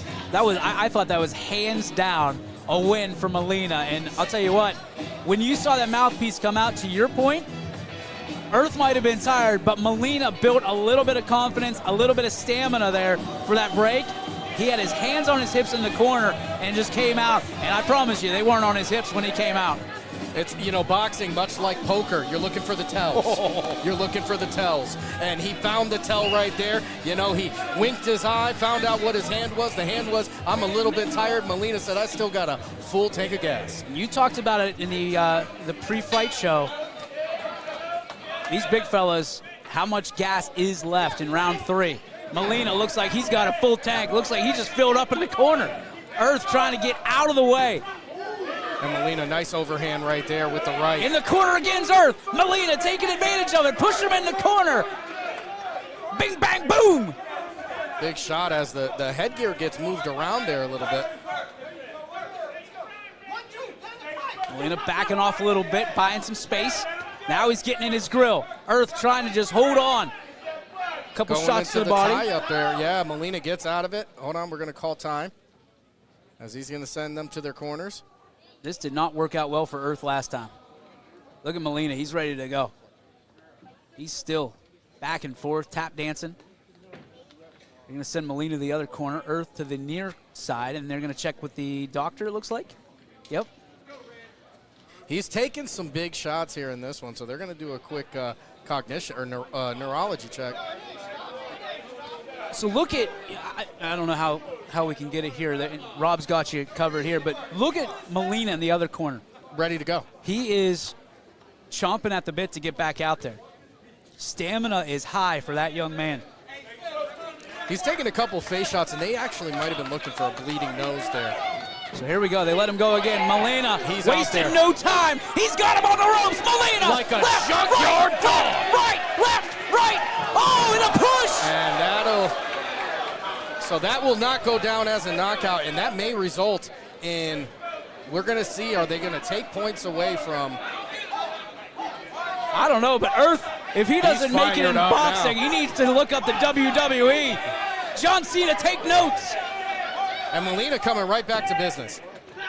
Molina with a nice right hand. Now his arm's caught up there. Yeah, you got to watch that, because that's where those forearms and elbows will come in. Earth is a brawler, dude. Yes, he is. You don't want to meet that dude. And he found a second win right here, alley, DJ. Anywhere. Yeah, if I pushed him down, I'd probably be fired up too. Molina misses the left, has him in a headlock, and the official steps in, separates. Here we go again. Here we go, both fighters. Molina. What do you have left? Yeah, they're tired. You're going to hear that 10-second here in a moment. You're just going to see. Here it comes. Here it comes. Get ready. Here we go. Earth. He's on the ropes. Molina has him in the corner again. Boom, boom, boom. Uppercut. That's it. That'll do it for the fight. What a fight right there. I'll tell you what, DJ, this is the first one we've seen tonight. This could go either way. This could absolutely go either way. There are points within each individual round where each fighter has taken over the fight, earned the round, and it went back and forth. I mean, this is as tight as they get. What a fight. What a night here in Mayhem at the Maronite. That is easily, so far, the bout of the night. 7 Earth comes out there in that first round, and he looked like, I'll be honest, I thought he was going to dominate this fight. He had Molina backing up, landing big-time shots here and there. Molina dug down deep and remembered, hey, I've done some training too, and goes and puts that into work, lands some big shots. I think he took the second round. It's the first and the third that are going to go either way. So this is going to be an interesting call. Joe Danier enters the ring. He's got the scorecards in hand. See what they come up with.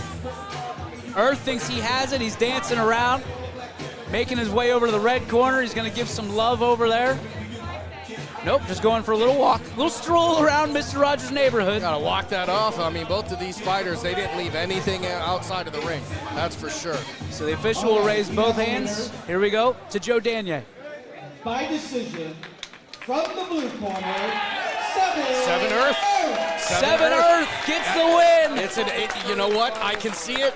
You could talk me into either of those fighters taking the win. I think Molina at points in that fight was dominant in his defensive style. I think he had Seven Earth against the rope. Against the ropes numerous times, but Seven Earth landed some absolute earth-rattling shots. For me, it was the push. For me, it was, I'm the biggest bully in the yard. Here it is. And Earth gets the win. And we move on to our next bout. We're going to take a real quick break. We'll be back right after this on your home for the Mayhem at the Maronite on YSN. No matter what time of year, it's always a great time to shop at Sheely's. Create the perfect home with a full lineup of appliances from Whirlpool. From stocking your fridge to cooking for family and friends and even cleaning up afterwards, Whirlpool offers solutions for any occasion. Whatever life brings, these washer and dryer pairs help keep laundry under control. And as always, get it all with free haul away and free local delivery. Sheely's, the best things in life happen at home. And welcome back, ladies and gentlemen. Just to give you a little insight, we're going to be on intermission here for a little bit. So we're going to play some commercials, pay some bills, and wait for the bouts to commence once again. If you're just joining us, it is the Mayhem at the Maronite right here on YSN, YSN Facebook, and YSN YouTube. Back after this.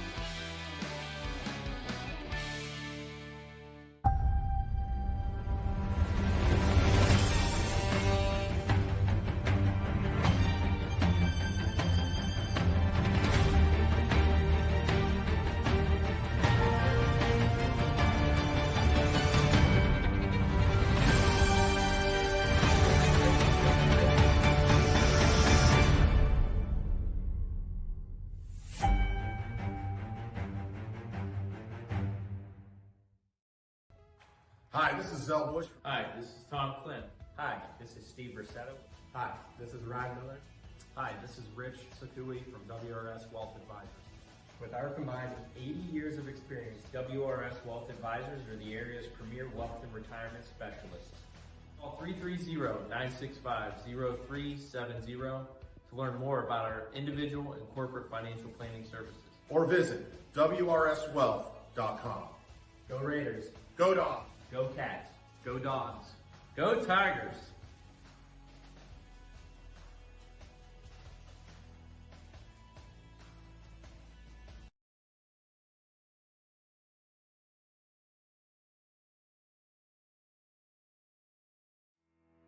We believe expectations are made to be exceeded.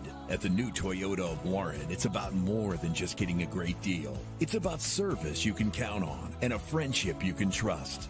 Year after year, we've done what we do best. We've gone the extra mile so you could too. Because we know it's just not about buying a new car. It's the start of a new adventure. Toyota of Warren, driven by you. Some families you're born with. Then there's a family that you choose. Over the years, we've been blessed to have our family grow. No, we're not all related at Myers Family Insurance, But when you surround yourself with good people, it sure seems that way. Our goal is for you to feel that way whenever you meet someone from our team. At Myers Family Insurance, it's not just about helping you with your Medicare and retirement needs, it's about making you feel welcome to the family. For all your Medicare needs, call Myers Family Insurance. What can you do on over 5,000 acres? At Mill Creek Metro Parks, you can discover unique habitats and wildlife, create memorable family moments, experience history, heritage, and park programs, explore scenic landscapes, take time to relax and be well, connect with nature and each other. Come see what's new at Mill Creek Metro Parks. Plan your trip now at millcreekmetroparks.org. Get back to doing the things you love. Regain your freedom from chronic pain without surgery or drugs. The power of care is nothing without hope, and our chiropractic services were created with true healing in mind. Find your hope at Meridian Healthcare. At Joe Dickey Electric, no job is too big or too small. We do it all. We power the plants that help bring us together, the businesses that help our community thrive, and the home that you've been dreaming of. We'll even install a light bulb for you. With over 65 years of commercial, industrial, residential, and 24/7 emergency services, you can trust the experts at Joe Dickey Electric because we are everything electrical. What does it mean to be approved? I'm Tracy, and to me it means getting you to work on time, driving your kids to school, or going out and seeing the world. That's why I go the extra mile for my customers, only at Greenwood Chevrolet. Hi, I'm Colin Chupa. And I'm Kelsey Clem from K-Squared Marketing. Our boutique marketing firm specializes in media planning and buying, public relations, event marketing strategies, and strategic sponsorships. We can integrate our services with your existing game plan, or we can be your entire marketing team. Your goals, our game plan. Let's win together. Call K-Squared Marketing at 330-623-2730 or visit ksquared.marketing to learn more.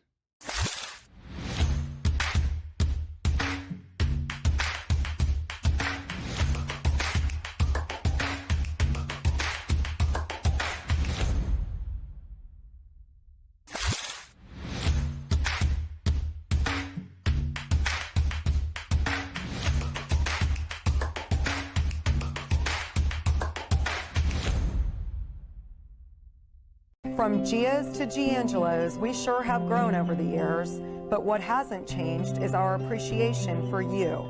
Thanks for choosing Giangelo's, and here's to many more years of great food and great times. Giangelo's. As Comco celebrated 70 years in 2022, we have much to be thankful for. We are proud of the Comco culture as we serve our customers with Comco Care with our premier customer service, quality parts, and on-time delivery. The partnerships we have with our customers and our community are second to none. We thank you for your continued support. We are proud to be part of this community and will continue to offer great jobs for great people. No matter what time of year, it's always a great time to shop at Sheely's. Create the perfect home with a full lineup of appliances from Whirlpool. From stocking your fridge to cooking for family and friends and even cleaning up afterwards, Whirlpool offers solutions for any occasion. Whatever life brings, these washer and dryer pairs help keep laundry under control. And as always, get it all with free haul away and free local delivery. Sheely's, the best things in life happen at home. Going the extra mile means doing more for the people who matter most to you. It's how you take care of your family and how you care for yourself. How hard you work on the job and how hard you play with others. How you help the person next to you and the people who need you. At Greenwood Chevrolet, we know going the extra mile is about more than what we do at our dealership.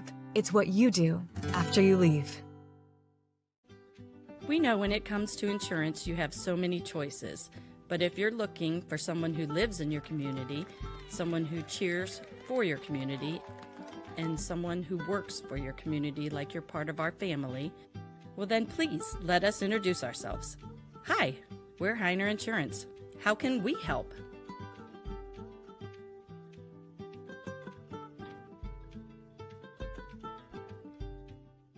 We sell taste one bite at a time. At Balleria, bite into a taste sensation. Bite into a taste delight. Good food and funny combination. One bite at a time till it's out of sight. We sell taste one bite at a time. At Balleria. But now you can see every school, to the smallest school, to the intermediate schools, to the schools in the outlying areas. It gives you coverage that you could just never get to before. It's something that's great to experience, and it's opened up a whole new wave of sports viewership. The possibilities are endless here at YSN. Push the envelope every day. Try something new. If it works, great. If it doesn't, well, let's try another angle, and we just keep moving forward. My name is Mike Ackelson, and my sports network is your sports network.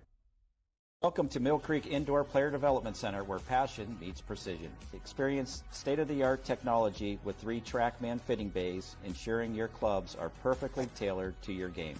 From fun games for the whole family to expert lessons and clinics, there's something for everyone. Our authorized Callaway Club Fitting Center ensures you're equipped with the best. Book online or call our golf shop to reserve your spot today.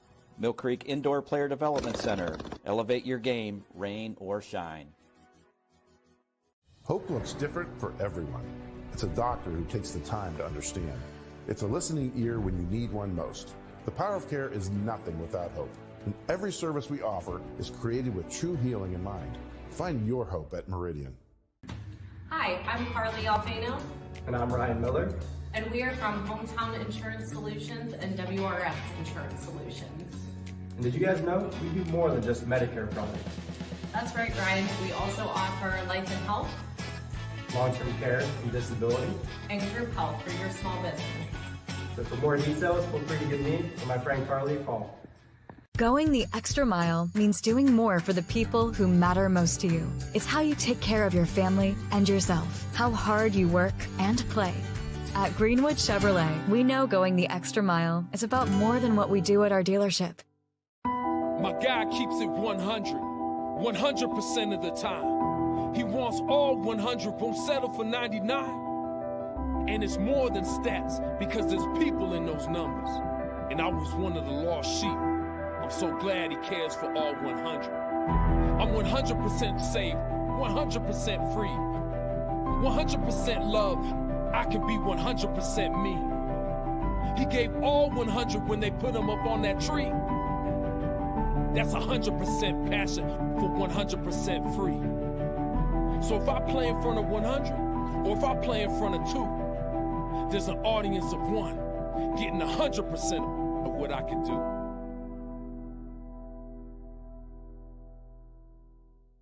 How did things ever get so far with your high heating bills? You should have come to me.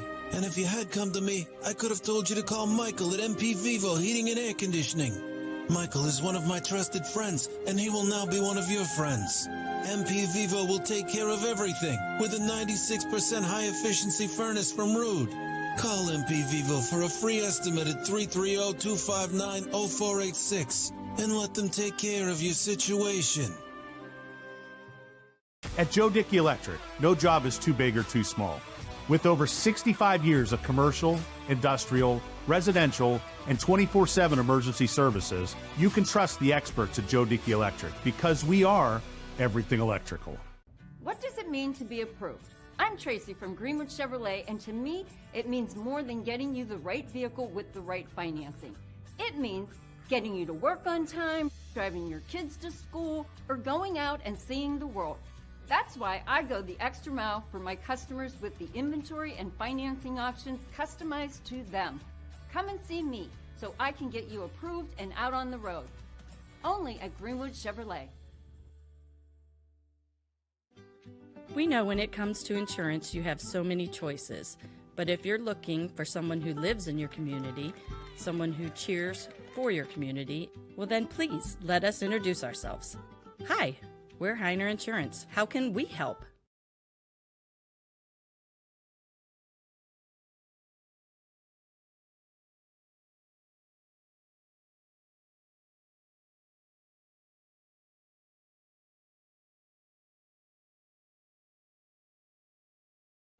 The environment in the hospital can be very intense for a patient.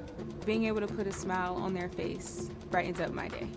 I go to Youngstown State University and my passion is nursing. What I love about studying nursing is that it takes you out of the classroom and into the lab. It's really hands-on. The professors here push you to be your absolute best, so if you want it, you gotta work hard for it. I am so excited about my future. I'm Shantiana and I am why I'm proud. At Greenwood Chevrolet, every mile tells a story. They tell a story about how hard we work, the experience we have, and how driven we are to go the extra mile for our customers and our community. At Greenwood Chevrolet, miles aren't just a number on the dash. They tell a story about what going the extra mile really means. Let us go the extra mile for you, only at Greenwood Chevrolet.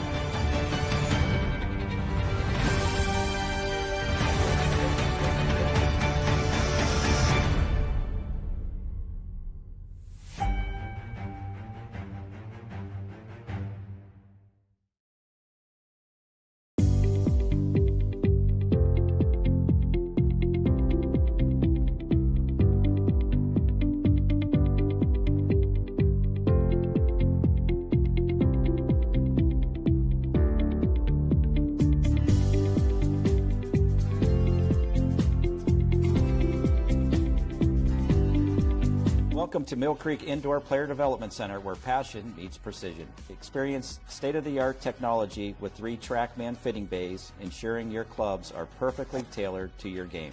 From fun games for the whole family to expert lessons and clinics, there's something for everyone. Our authorized Callaway Club Fitting Center ensures you're equipped with the best. Book online or call our golf shop to reserve your spot today. Mill Creek Indoor Player Development Center.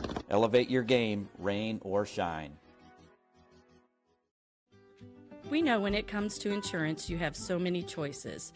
But if you're looking for someone who lives in your community, someone who cheers for your community, and someone who works for your community like you're part of our family, well then please let us introduce ourselves. Hi, we're Heiner Insurance. How can we help?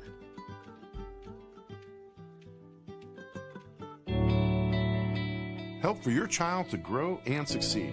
We provide a path forward for you and your family. The power of care is nothing without hope, and our adolescent programs were created with true healing in mind. Find your hope at Meridian Healthcare.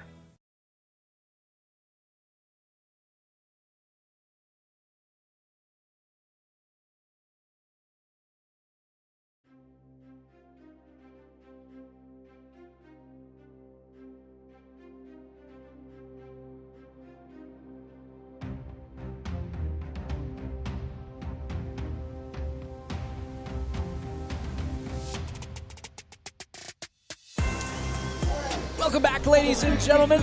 We're going to go right to Joe Danier at ringside for a special presentation. 1, 2, 4, 3, 3, 3, 8. All right, so get those tickets out. It's a 50-50, folks. I'm just going to guess that nobody at home won the 50-50. 1, 2, 4. Wouldn't that be awesome? Yeah. 3, 3, 3, 8.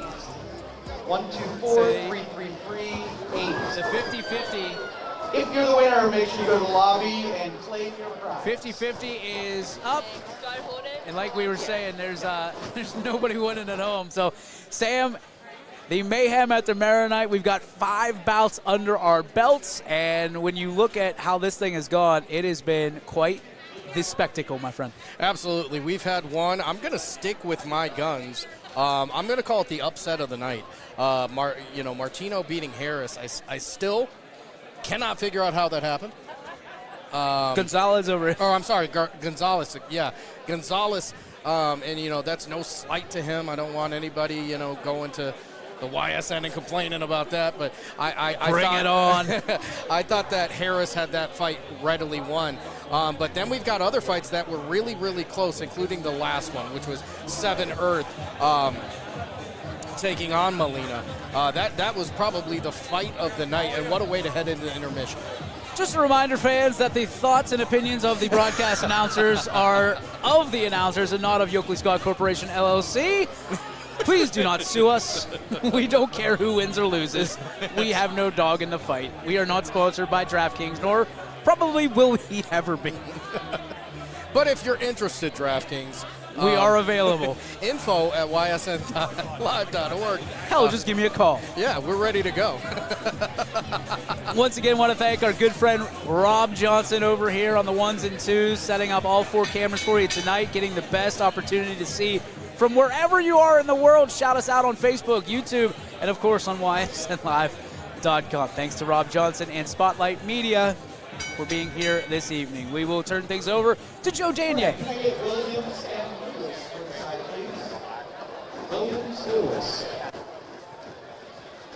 Or not. Williams-Lewis, did I hear that right? I believe so. Yeah, so it's going to be Charlie Williams. It's going to be a 160-pound bout coming up next. So Charlie Williams of Canton, and he'll be fighting out of the red corner, and Alan Lewis of Mansfield.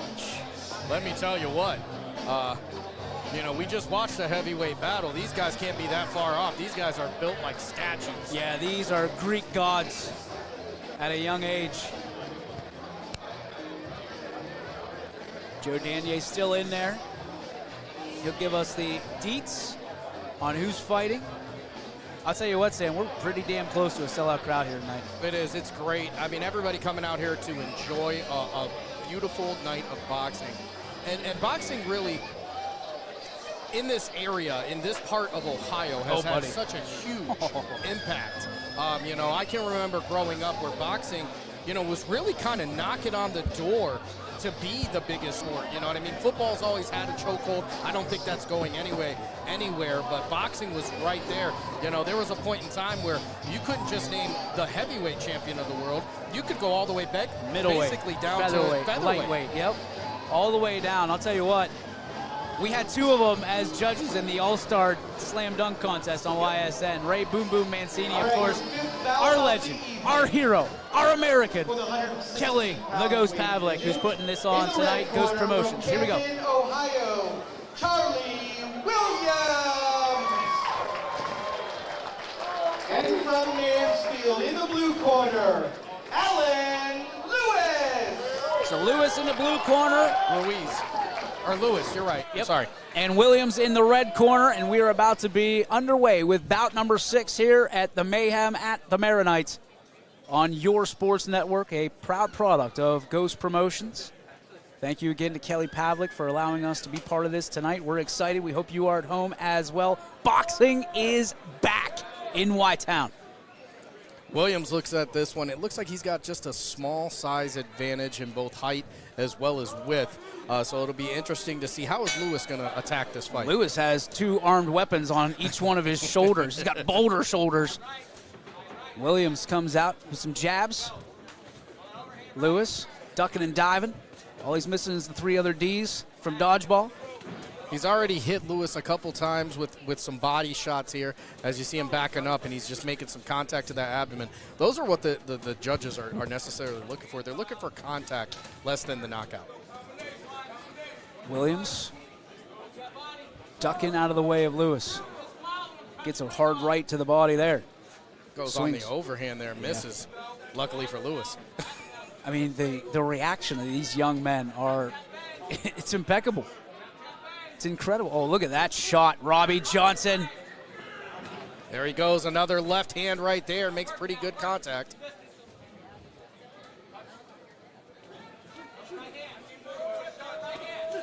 Oh, right, left. Lewis ducking out of the way. And you see Williams is really focused on the body. He's in the corner, and Williams doing a good job of pretty much avoiding anything of, note. Yep, the break call from the official.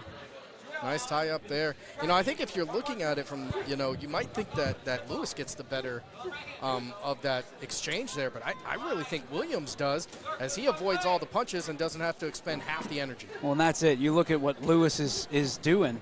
Williams just backing up and those body punches, those will wear you out faster than any kind of head punch. Head punch, especially with headgear, it's 25% damage at best. Absolutely. But those body punches, there's nothing. Yeah, it might make you a little groggy, but nothing that's going to change the fight. And I think and I could be very wrong here, I think what you're looking is Williams, we might be seeing a second and third round where he comes out a lot more aggressive. This is a big-time feel-out round. And Bell rings in the first round. Williams and Lewis. Sammy, who you got? I'll tell you what, I'll give it to Lewis in that first round based purely on activity. Lewis, kept throwing punches, kept pushing the pace, kept trying to, establish dominance in the fight, whereas Williams was kind of sitting back, staying out of the way, landing shots here and there, more on the counter side of things. So I think that's going to bode well for him. I'd give the first round to Lewis. So Lewis out of the blue corner gets Sam's first round decision. They'll collect the scorecards around all four sides of the ring. Yeah, you saw Williams there a couple times. He got a couple 1-2 combos, nothing really of note, but just enough. At no point, though, did he look shook. Even when he was up against the corner, up against the ropes, he still felt in control, whereas Lewis was pushing the pace. It's really coming down to what are the judges looking for? Do they want the guy who's pushing the pace, or do they want the guy who's trying to treat the fight strategically? The precision of it. Lewis comes out. He's ready to go. Williams pushing the pace. And you see Williams, he keeps stepping back, and I think it's because he's got that reach. So he wants to keep that fight outside. That's the interesting thing. You wonder how long in advance they know who they're fighting so they can kind of tell, because there's not much tape, I have to imagine. Absolutely. You're going a lot by it's like baseball in the 80s. There's a lot of scouts out there who will tell you what they saw. Float like a butterfly, sting like a bee. We're seeing rumble, young men rumble. Oh, here we go. Right there, a nice little put together there for Williams. Lewis with a nice shot there in the midst. Getting the fans excited. And there's Lewis now starting to work that body on Williams, Williams kind of focused on the body in that first round, and now Lewis, he picked up the memo. The velocity of the Lewis punches has significantly decreased. So you start looking at that as from a trainer's perspective or a coach perspective, and you start thinking to yourself, okay, back him up, see what he's got. Oh, there's Williams with a little trifecta. Yeah, I'm waiting for Williams to push that nitrous button. And, like the final scene of Fast and Furious, this is the pull away. You can see him dance. Oh, nice body shot there. Tries for the left, misses. Into the corner he goes, fighting his way out of it. Lewis knows exactly where he is in the ring. He keeps ending up in the corners, up against the ropes, and, I get nice switch right there as he takes control there. You got to be careful because judges can look at that as Lewis controlling the fight, less of you avoiding the punches. And that's interesting because it was like Williams was so aware of where he was. He was waiting for Lewis to throw a punch and then pulled that switch, Sam. Yeah, you see, when you get to the more skilled boxers, like I think is what we're getting to, these guys, I'm sure they've got numerous fights under their belt. They're not looking to win each individual punch. They're trying to win the fight. They're trying to get an established clause. What are you going to give me so I can take it later? And I think that's what we're seeing from Williams. But with 3 rounds, you don't have a whole lot of time. So now if Williams wants to win that fight, I'll just say I think Lewis may win that second round again. So now he's up 2. Lewis has to come, or Williams would have to come out here in the third round. He's going to have to win in dominant fashion if he wants to take this fight. Well, that's the thing. In 3 rounds, you almost have to set everything up in the first, right out of the first bell. Yes. It's got to be kind of feel out in the first, establish yourself in the second, finish it off in the third. So we're going to see another bout that is leaning towards Lewis in the blue corner. Blue corner has been hot tonight. It has been. They've pulled a couple out, and Lewis, again, he hasn't landed a ton that has moved Williams, but he's landed enough that it looks like he's controlling the fight. I think Williams is going to have to come out here. He's got to be aggressive. Lewis out of blue corner, a little duck punch. Williams is going to have to be, as your point, Sam, incredibly aggressive here, and he's just on skates, backing up. Another 2 right there. They're going to both hit right there. Lewis gets him into the corner, twisting and turning. We got a little bit of a wrestling match right now as they're trying to get position in that corner. Yeah, and if Lewis is smart here, he'd continue to push the pace as he lands a nice left overhand right there. He's going to need more of those if he wants to win the card here. Lewis staying close. That's been the attempt for Lewis all fight long. You know, and you talk about these tie-ups and these, that's going to benefit Lewis here because the longer he can draw out this fight without action, he won the first 2 rounds, it's going to benefit him. Nice shot to the body there by Williams. You hear the sideline saying jab, jab, jab. The corner saying jab, jab, jab. Not the sideline. I'm playing. We're in boxing. It's like when somebody says points instead of runs in baseball. Lewis pushes one out there, doesn't make contact. Oh! That's a nice uppercut right there for Williams. They get tied up. The official says break it up. Get him out of the corner and commence. Excellent Williams. Movement right there. I don't know if Lewis has much left. I don't either. This is where Williams has to go, and he is trying to. He just keeps getting tied up. This is it. I'll tell you what, DJ, if he waits, unless he gets a knockdown and a count, Lewis could take this one. Here we go. Lewis trying to fight back. They'll break it up once again. I think when you hear that right there, now we're going to see it. See if we get something. Lewis content with where he's at, thinks he won the card. Williams going to have to pull something out, and there's the bell. And a great fight by these two competitors. You know, depending on what these judges are looking for tonight, that bout could have easily been 3 rounds to 0 with Lewis taking it. But if they're looking at who had the better boxing match, I think Williams, there's an argument there. He avoided a lot of punches. He stayed out of the way. Lewis just stayed active and pushed the pace of the fight. So what do they care about more? Are they caring about more technique, or are they looking for pace? Well, you and I both kind of threw our opinions out the window earlier tonight. So I don't know what they're looking for, and I'm be quite honest, not sure that I know what I'm looking for. But hey, we're seeing some good fights tonight. This was bout number 6. And all 6 of them have been excellent jobs, great sportsmanship across the board, which is ultimately, Sam, what you want to see. Yeah, and I think Williams went out there and he did a great job of showing his ability on defense. And defense wins championships, but not sometimes in the boxing ring. So Lewis did a good job of, just pushing the pace. Which one is gonna? I'm up in the air here, DJ. Joe Danier in the ring. All right, your winner by decision from the red corner. And it's Williams. Again, it's I can understand it. He controlled the fight even though it didn't look like he controlled the fight. That was another eyebrow-raising. I don't know what the hell I'm looking at. I get it. I saw it was Lewis just pushing pace and throwing stuff out there. Sometimes you throw 50 punches, and even though you've landed 12 of them, it looks like you're controlling the fight. Williams, everything he threw seemingly landed. And as he was backing up, he would just give a couple pop, just enough to score the points. And he controlled the fight enough to take the one. I would be curious to see how they did score, if they went 3-2 or 3-1, or 3-0 or 2-1. I'm interested they don't say that. Yeah. You know what I mean? Did they say it at the Gladiator? Only in a split decision. Okay. So we're seeing the next group of fighters coming to the ring. Congratulations to Mr. Williams on a very hard-fought victory. So maybe Gentile coming next, which it actually does look like that's what we're about to see. So 140-pound weight bout right here. So, we're not getting much smaller. I mean, 20 pounds does make a difference with muscle. 20 pounds on me, you wouldn't notice. I could lose that without a problem.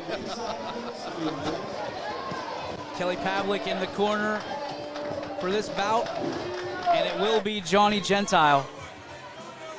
Gentile, certainly a well-known name across the valley. I mean, there's so many of them doing big things in the sports community.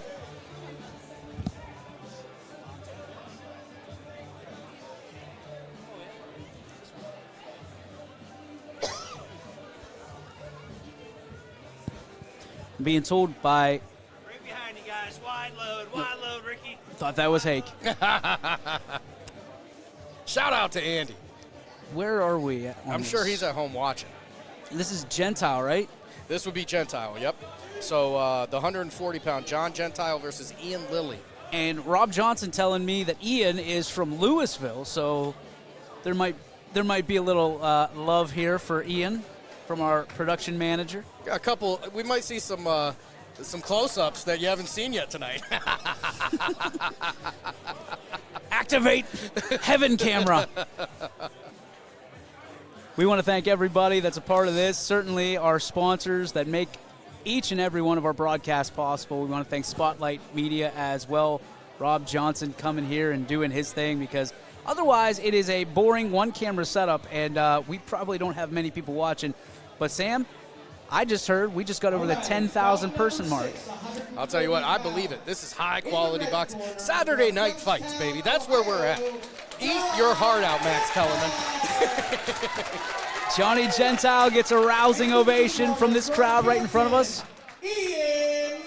And Ian Lilly, I'll tell you what, he is a tall glass of water, pal. Yes, sir. Louisville, home of the state champion basketball team, and I'm sure there's Coach Siegfried and the crew probably looking at this guy like, you sure you want to be throwing haymakers and not free throws? Yeah, I mean, with the arms he's got there, he might be able to hit us with a jab, and we're pretty far back. Please don't do that, sir. Please do not hit us with a jab. We are not prepared. I am in an American suit. I'm not ready for combat. Maybe I am. Who knows? This might be what George Washington wore when he crossed the, I was going to say Monongahela. That's not right. Our founding fathers weren't ready for it. They just made it happen. History, not my strong suit. Wow. Oh, Lilly with an early pop on Gentile. How's that? Gentile trying to get close. And check out the tight guard from Gentile. Oh, look at Lilly, man. He is dancing around like he's Fred Astaire. And very sure-footed. Look at the wide stance as he comes right hand overhand. Lilly certainly with the reach advantage over Gentile. Gentile's going to have to get it close. I love what Gentile's doing here. He's pushing him. He's trying to cut that distance down because he doesn't want to play that game. Hard right from Lilly, and then dances out of the corner. Gentile moving close. Avoids the uppercut. Look at that. Man, I'll tell you what. Lilly Lilly knows what he's doing. Goodness gracious. You know those boxing machines they have at like carnivals and like Dave & Buster's? He's got himself a bear or two. He's busting that open. He's impressed a couple girlfriends with those punches. So here's where Gentile needs to get his work done. You're in the corner. You don't want to play the distance game with him. And look at that. Lilly's going to switch it over. They're going to break it up. Gentile adjusts the headgear. They touch gloves and back to boxing here. Gentile with a couple good shots right there. Lilly absorbs him. Now he's backed into the corner. There. And that's Lilly as he's continuing. Look, monitor the distance. Lilly is controlling the pace of this fight. That's going to be an incidental fall there. No contact. It's waved off. Gentile slipped. You could see him slip and pop instantly right back up. Ooh. Now we're tied up. Wait a minute. That's going to be a count. Oh, he didn't count it. Explain that. So it looked like there for a moment that Lilly had, he was slumped for just a second. It might have been the headgear that slipped over, but he looked like he was out for a second. You know, and if the referee, who obviously has a much better look than we do, they're always going to give a 10 count for the safety. I'll tell you what, a back and forth round on that one, and I'm going to give my pick with an asterisk on that one. If they're going to look at Lilly as if he got shook up there for a moment, it's going to Gentile in that first round. If they're treating that as just a headgear thing, I think Lilly controlled the fight. Imagine that for a Youngstown fighter. Love it. The pride of Whitetown. Johnny want some meatballs all of a sudden. Spicy meatball. To be fair, I always want a meatball. Well, that's true, too. It's like pizza around here. There's never such a thing as bad pizza, just pizza not as good as others. That's exactly it. Shout out to our pizza sponsors while we're at it. Coca's Pizza, Avalon Pizza, as well as Giangelo's. If you don't like Coca, you're loca. Oh, Sammy. Uncle Sam dropping the Spanish class right here. All right, round two, we're ready to go. Gentile staying low and looking for the body shots. Because guess what? I'm not sure he could get there without a ladder. Nice shot by Gentile right there. I stand corrected. Johnny Gentile throwing rights. Nice. Oh, he doesn't get it, though. Ooh, look at Gentile ducking a couple punches. I'll tell you what, man. Lily is throwing some hammers out there. Just before Gentile landed a big one, they call break. Gentile, look at him. He's trying to close it up. Closes the distance. He's on the ropes. Yeah, and Lily right out of the way. You can see Lily is not as aggressive as he was coming out of the first round. Gentile ducking, weaving, bobbing, moving, sticking, jabbing, all of that good stuff. Put it on a T-shirt. I'll tell you what, this is another case right here. Gentile is pushing the pace here. Lily is landing more effective punches. Like, Gentiles are built for this. They are. I've never met a Gentile that wasn't tough as nails. Oh. Lily, palms up to the sky. The official is he going to deduct here? So I don't know that he's going to necessarily deduct because he doesn't stop the fight there. Lily, I don't know if he thought it was stopped, but he turns around to get out of that. Gentile was giving him a couple 1-2-fers and turns around, and it's not like he can just turn it off. Official going up to Gentile right now and saying hit him in the back of the head. A little bit of back and forth debate with Gentile. Yeah, I think Gentile just got into a groove there. Ooh. And now both of them, oh boy. Both of them throwing headshots. They're going to call break. They'll break it up again. Gentile, couple jabs here. Ducks, still goes to the body. Now tries a little hook to the head. So Lily, you see him duck that head, trying to get under every time Gentile throws that left. You know, he gets underneath of it. He's trying to get something, but hasn't thrown a punch yet. Lily having some issues. You think he's out of gas? Couple hooks. Oh, nice block there. Gentile, gets under the chin. Gentile fighting Lily into the corner. Gentile is fighting the best type of fight when you have this disadvantage. Continue to close the distance. Get in there, push the pace. There's your bell. A couple kisses at the end of the bell, and that's okay. We're in boxing. It's going to happen. Second, who gets your decision? Tight round, DJ. I think that one I'm going to give Gentile, and I'm talking about by a very slim margin there. I think Lily, that walk away was a mistake, and I think judges are going to see that. He walks away at a point in the fight where Gentile was controlling the pace, and that's going to work to his benefit. But I think Lily, you know, he comes out there, throws a couple overhands and lands them. It could change the outlook. Tonight's fight's brought to you by Sleepy Hollow Sleep Shops. We don't want to see anybody go night-night, but if you do, head on over to Sleepy Hollow Sleep Shop where you can get the best mattress and pillow for your sleep. What are you, Sam? You a back sleeper? I'm a back sleeper, but you know what? When it comes to mattresses, I fall to you because you are the man who knows them. No, I don't. I sold them for 2 years. I was terrible at it. That's why our next mattress comes from Sleepy Hollow. Drew Carchetti and the great crew over there, family owned and operated for over 40 years. That's impressive. That's awesome. Coming from a guy that sold them for 2. And they know what they're talking about. All right, There's back Gentile. to boxing. Gentile. All little right. stutter. Oh. Lily going to bring it all, and I think the corner told him. There it is. Close the distance. Now keep throwing if you're Lily. Lily the leopard. You got to get him off you. Trying to avoid the spots and shots. Gentile representing the Yo, trying to win this bout for the 3-3-0 Youngstown. You know, because Gentile is pushing, you know, closing that distance so much, I think that's why you're seeing this headgear move as much as it is. Yeah, Lily's running right now, and you can see it. He's backing off. He does not want anything to do with Gentile because he thinks he has control of this fight. Absolutely, and when you've got arms that are the size of yardsticks, you want distance. You know what I mean? So Lily is long. I think you said it earlier. Gentile ain't gentle. No.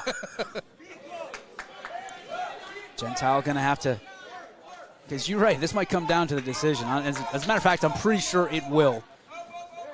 But Gentile has done the most of the max damage to Lily in this bout. And he continues. Nice overhand there as Lily's trying to back off. And he sets up a nice shot right there. And he shook him up there, DJ. Sure did. Then he gets him into the ropes. Gentile trying to fight his way out. He's tied up. That left arm was hooked. Official breaks him up, and now Gentile goes for the hug again. Another one right there. I'll tell you what. Nice left overhand there by Lily. Hugs are not free in this sport, folks. So Gentile backing off. I wonder what he's got left. Is he saving it? Does he keep it in the reserve? I think that's exactly it. Gentile is trying to, he's going to go out in a blast. It's an absolute flurry. This crowd is pro-Gentile right now, trying to get some support behind Gentile. The bell rings, and we'll see how this goes. But what a fight by these two competitors. Excellent, excellent fight. I think both fighters at different points in the fight were fighting the way they wanted to. Lily wanted to keep things from the distance, outside, counter shots, that sort of thing. Gentile, after he figured out how to get in there effectively, closes the distance, makes it up in your face. And that's why I think I got to lead. I'm going to lean Gentile in this one. Okay. We'll see. I thought Lily had the first. I thought Gentile won both on the back end, so we'll see. Lily definitely had more of, I'll call them the Friday night fight shots of the night. He landed a couple overhands that are going to be, if there were trading cards, they'd be the trading card. But I think Gentile pushed the pace, controlled the pace more, and at times had Lily flat out uncomfortable. When you're talking about trading cards, don't forget, folks, we have our chief photographer, Gary Leininger, here, taking all the great shots. You can buy them, purchase them, ysn.smugmug.com. You don't have to wait. You can buy them tonight when he uploads them, and they will deliver them right to your house. You can just get the downloads, or you can have them delivered to you on whatever back you'd like. We are blessed with some of the best photographers in all of Ohio right here. Ian Lilly gets the decision. Wow. And the ovation for both of these fighters with, I don't know if I give this the fight of the night. I still like. Earth, Wind, and Fire. Yeah, there was some Earth, Wind, and Fire in that fight. Is that Earth, Wind, and Fire? Who is that September? September. Remember, 31st of May. Maybe not the same beat or rhythm, but I'll tell you what, it works. I can understand how Lily wins that fight. Again, the sniper shots. He hit way more sniper shots than Gentile. I think Gentile definitely kept the pace of the fight. He fought the fight he wanted to fight there in the second and third round. Unfortunately for him, during that conquest, he took some shots. Call me crazy, but right now I'm seeing a little bit of a pattern from a standpoint of whoever wins the first round is getting the decision. Yes. So maybe that's what the judges are looking for. Okay, you win the first round, and then it's the other fighter's job to beat you off of that. You know what I mean? Yeah, and if you win that first round, you go out there in the third round, all you have to do is not lose it. You don't necessarily have to win it. You just have to not lose it, make it close enough. That's very interesting. All right, so who do we have now? I didn't hear it. So if we're going in order, this one would be Gabe Cory from Youngstown and Kia Baral from Mansfield. Now that would be a 140-pound That looks about fight. right. So yeah, I think we're close. But we've got some 140s on the docket here. Johnny Davis, Youngstown. Brandon Beck from Cleveland, that's a 140. Nope, that's 150, and those are our main events. We got 3 fights left for you that we know about. Unless they take those earlier ones and just tag them on to the end. Well, that might be why they were blurred out. 140 pounds. Here we In go. the red corner, from Youngstown, Ohio, Gabe Cory. Hey, we were right. Somebody write it on a calendar. And in the blue corner, from Mansfield, Kia Baral.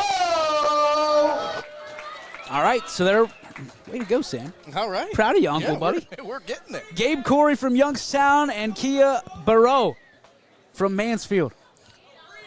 So in this one, it looks like Cory, the Youngstown fighter, a little bit smaller than Baral.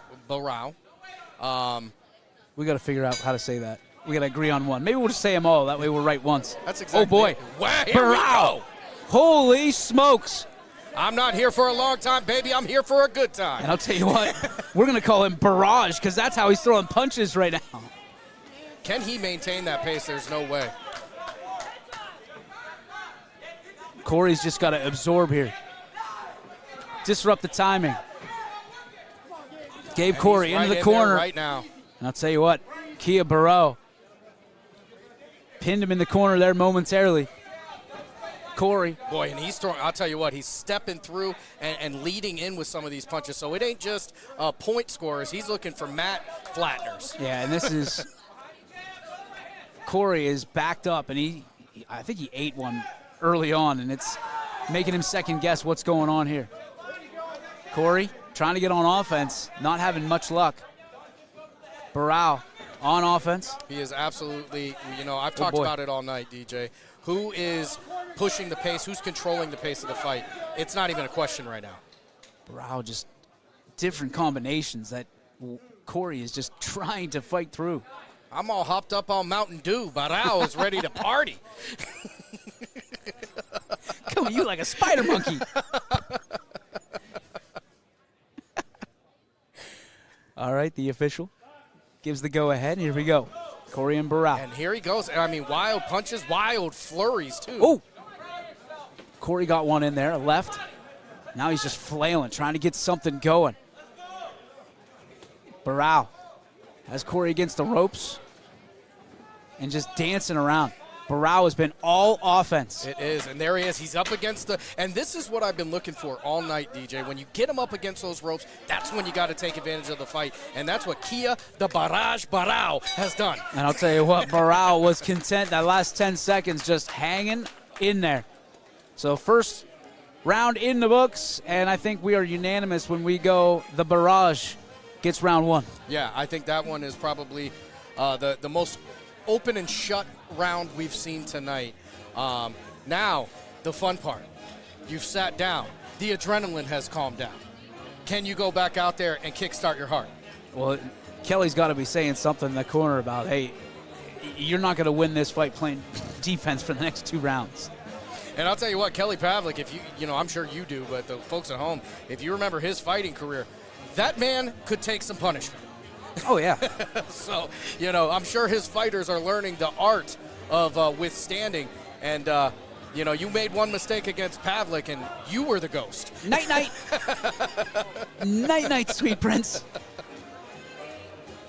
By the way, it is about 9:01 local time. Zaire, Bella, if you're still awake, go to bed. And right back to it, it's Baral.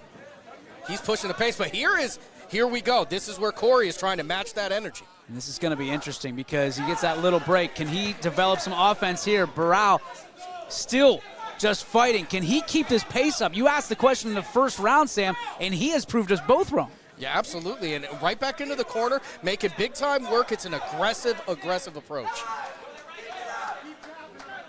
The Barrage waiting his moment out here. He knows he's got the lead. Oh my! Oh, goodness. My! Oh, yeah.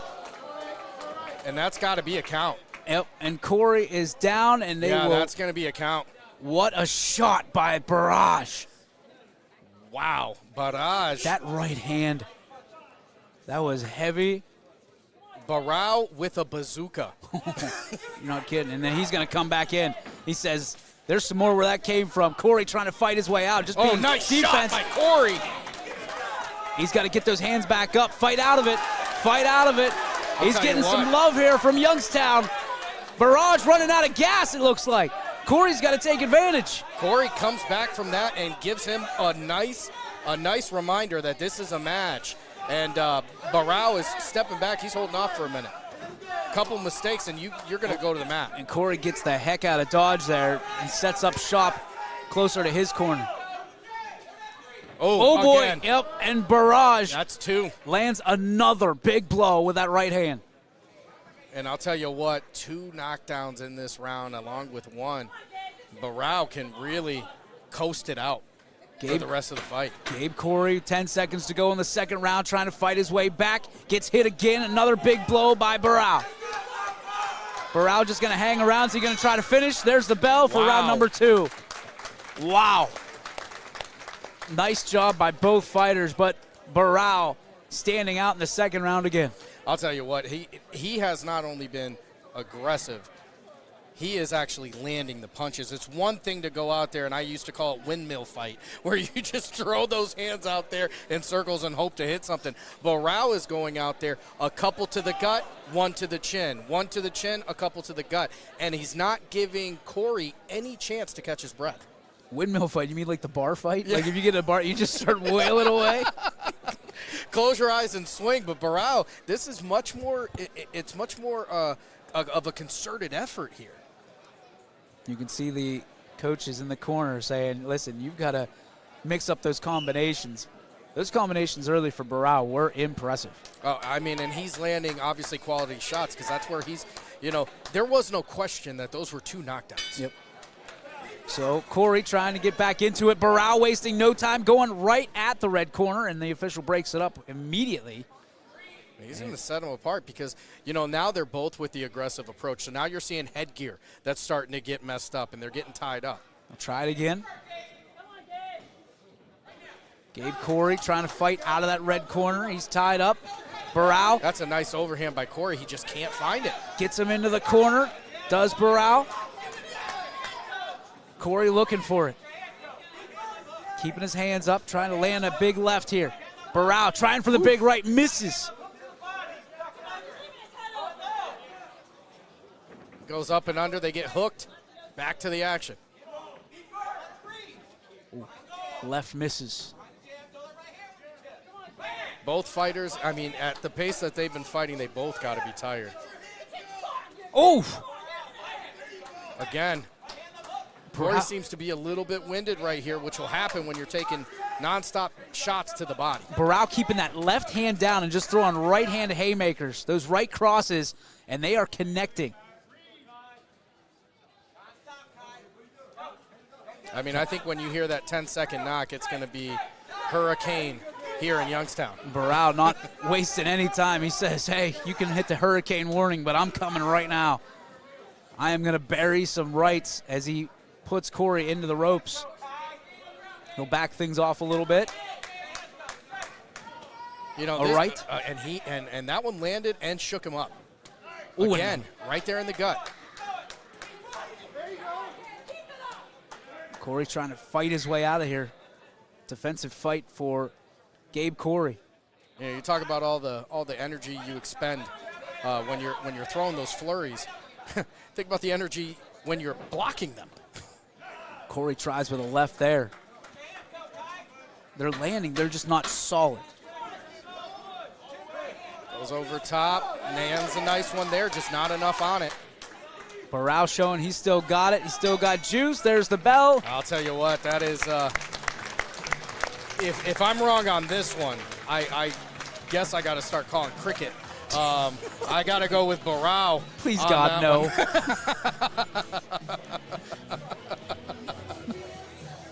Those cricket matches, man, they last like 3 days. We would be bankrupt. I watched it for 12 hours. I still have no idea what the point of the game is.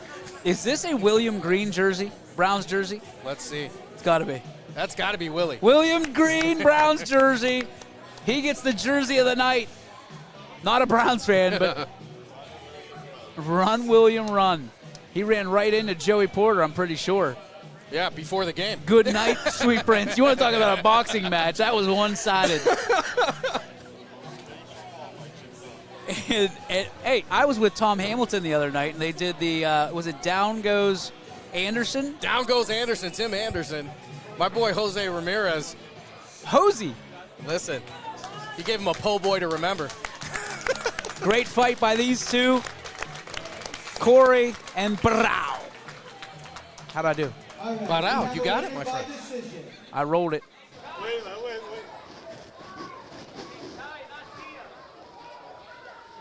That's Kaya, not Kia. We did hear that. Our bad. All right, from the blue corner, from Mansfield, Kia Barrow!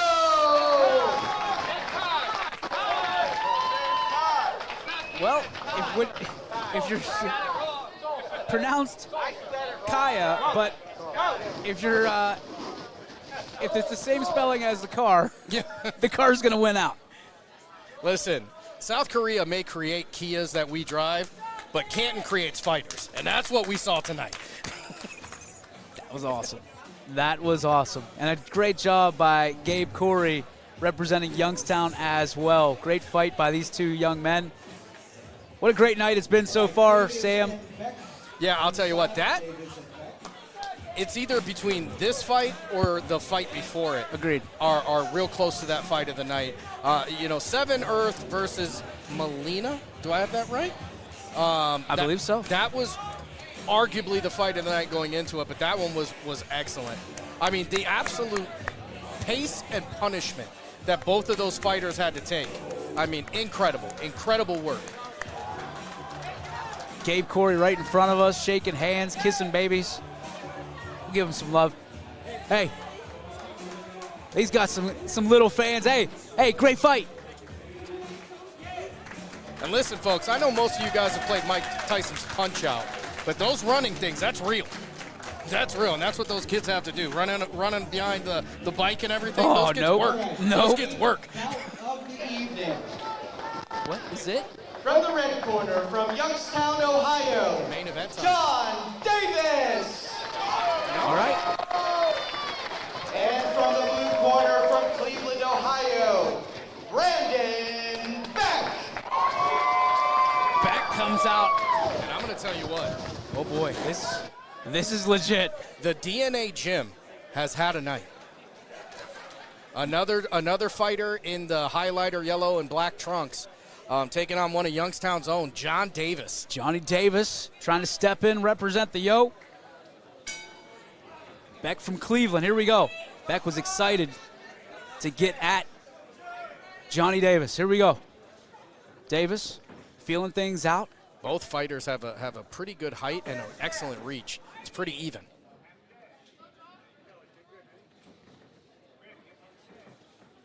Kelly's big head's in the way. I can't see anything. I'm not moving him. Bring it on, Ghost. Kelly once told me that I resemble him if I was an action figure of Kelly Pavlik. I didn't know how to take that. I was real excited and then was real let down. It's a my-size Kelly. It is. Not my-size Barbie. Basically, I am a Kelly Pavlik Build-A-Bear, if you're looking at it in that direction. Excellent fighting right here.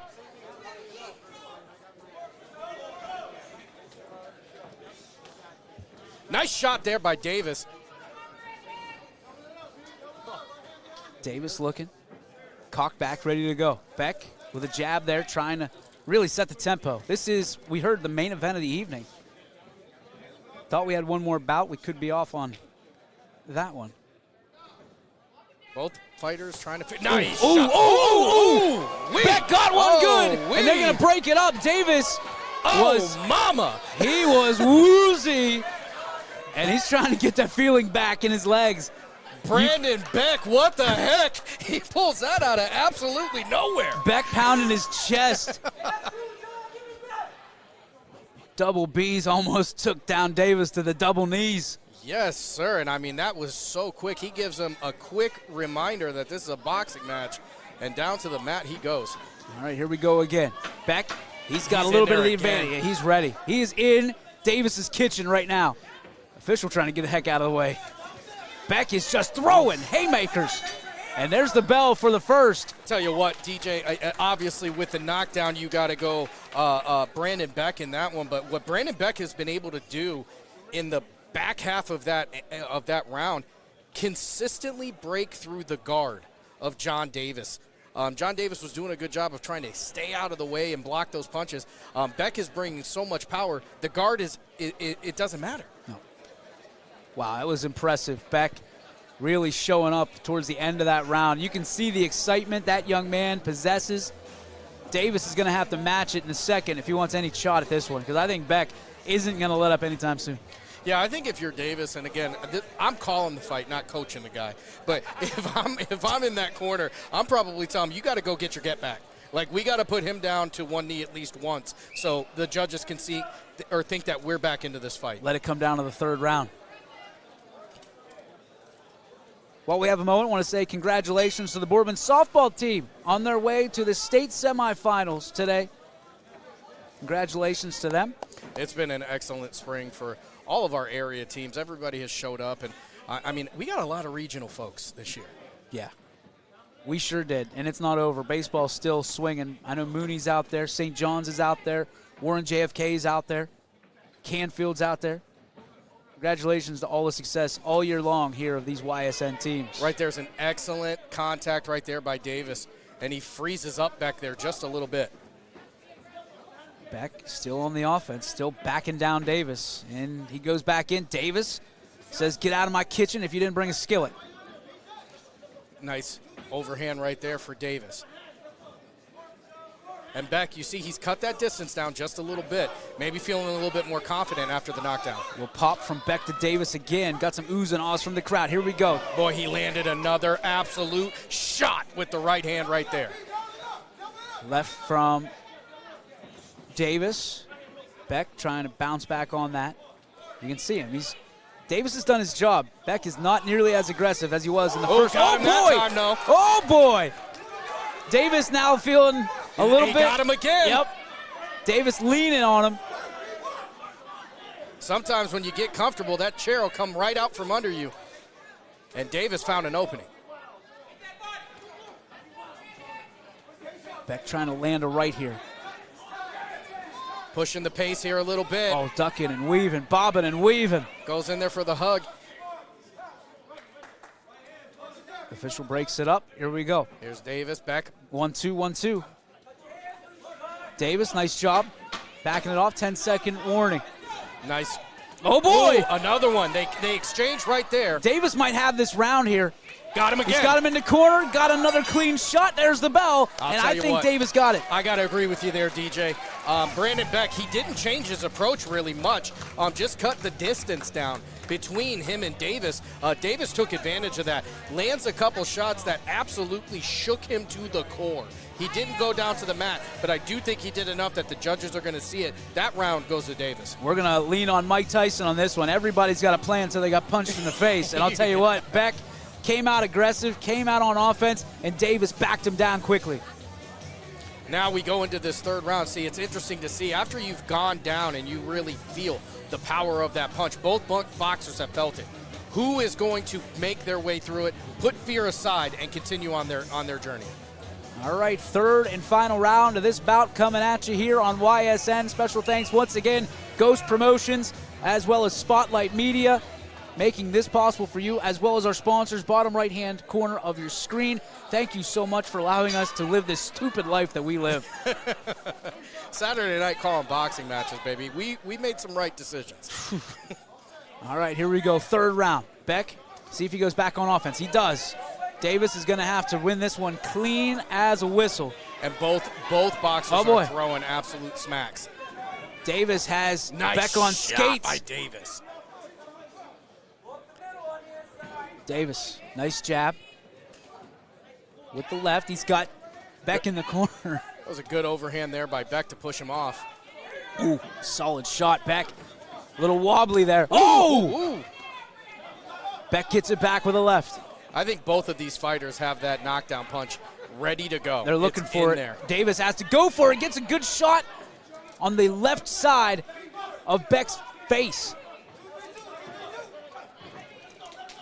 See, the distance has increased for both fighters again. Davis goes flurry of punches, lands one of them. Beck is standoffish right now. I think he thinks he's got two in the bag. I think you're right. They break it up. Davis could win this fight here in the next 30 seconds if he pushes the pace and starts landing some more punches. Beck with a couple. Here comes Davis with a couple back. Davis with a big one. Beck back into the corner against the ropes. Davis trying to take advantage. Big left. Right there. Yeah, Beck is just trying to wait it out. He's trying to play the clock. He's got nothing left. Beck has nothing left. Davis, he's got a shot. He's got the window of opportunity. Can he take it? Beck just dancing. Davis has to start dumping. A tie-up. That's going to be Beck's best friend right now. Yep. Slow punches. There's the 10-second mark. What does Davis have left? What does Beck have left? Back and forth they go. Big haymakers being thrown. Hooks and flurries, back to the tie-up. There's your bell. I'll tell you what. Woo, baby. Put the mortgage on it, Sammy. Who you got? I'm going to go out on a limb here, and I'm going to say I got to go Davis. I know that Beck gets the knockdown in the first round, but there are Beck. 3 rounds for a reason. I'm taking Beck. I want to see. I think I got this figured out. My theory is the first round wins it. And if your theory is right, Beck is going to win this. I mean, he definitely won the first round. The second round, I think, inarguably goes to Davis, and I think Davis was a much more effective boxer in the third round. I think we have one more fight. I see somebody warming up on deck here. Yeah, I mean, the main event was supposed to be scheduled after this. So let's go to... I do want to say this, though. Yeah. Excellent fight by both fighters. Unbelievable. Both fighters, really wonderful job. All right. Where's Joe Danier? He's in the ring, looks like. Yep. We'll cue up Joe Danier with the decision.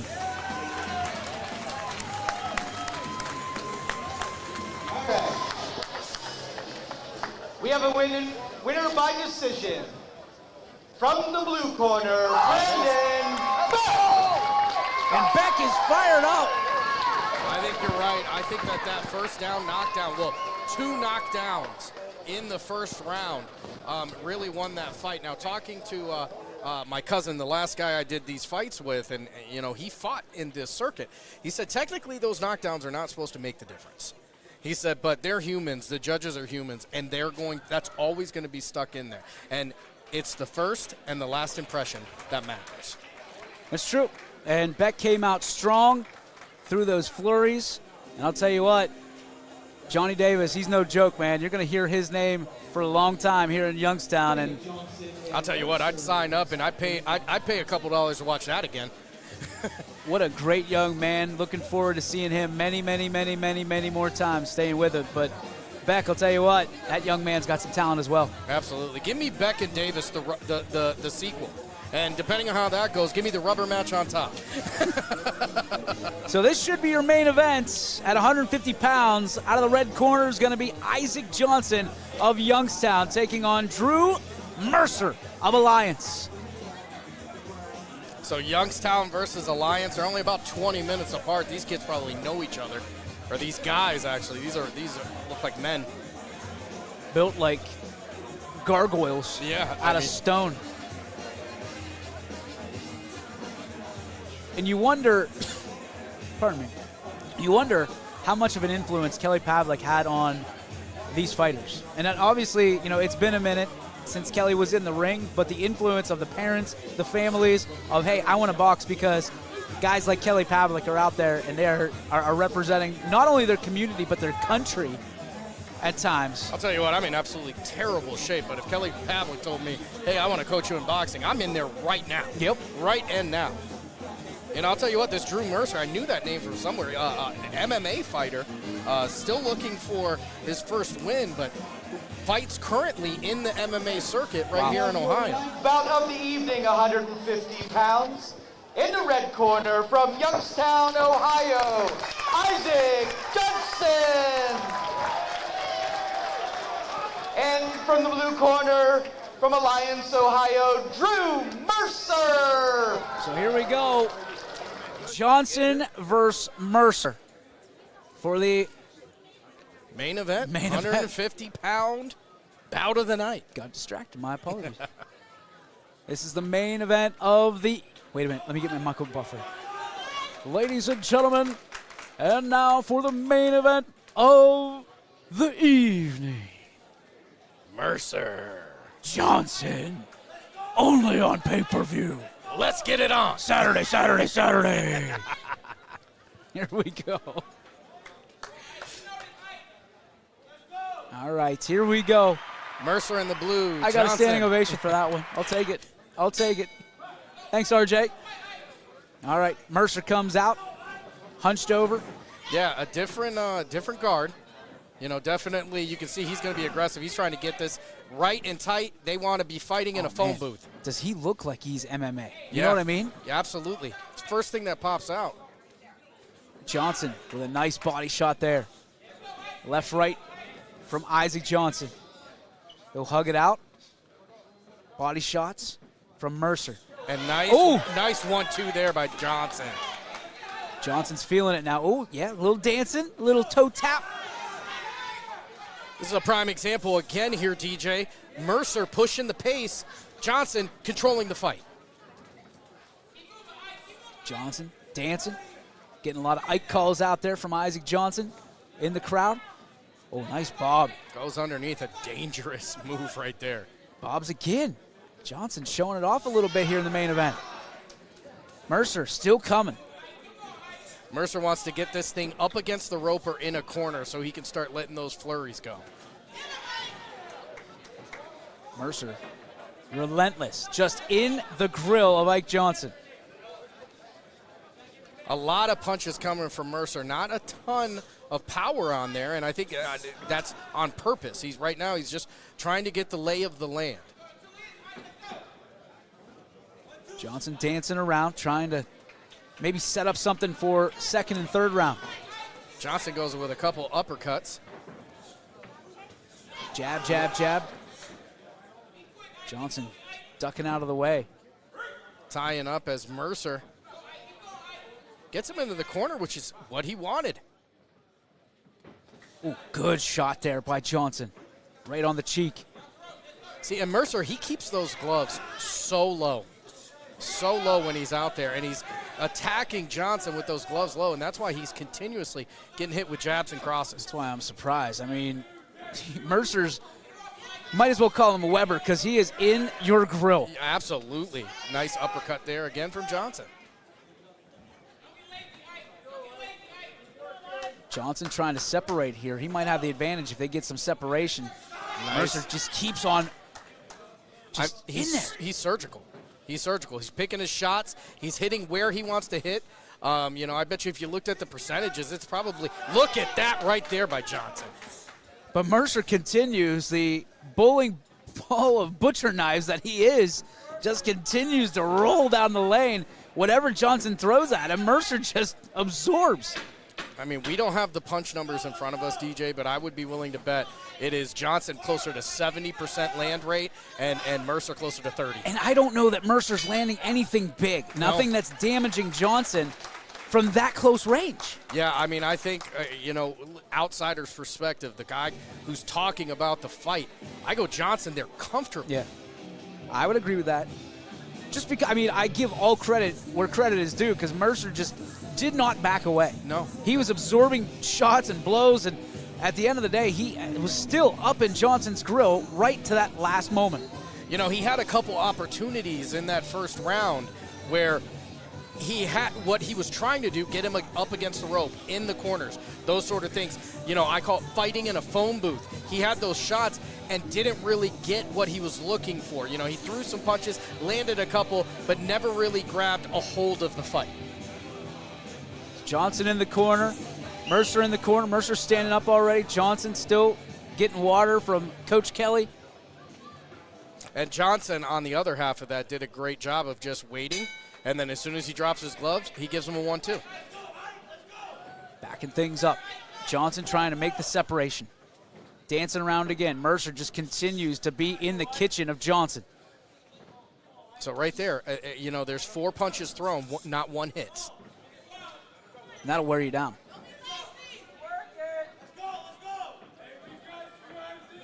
Mercer closing the distance. He's trying to push it, and every time he does, Johnson just gives him a reminder.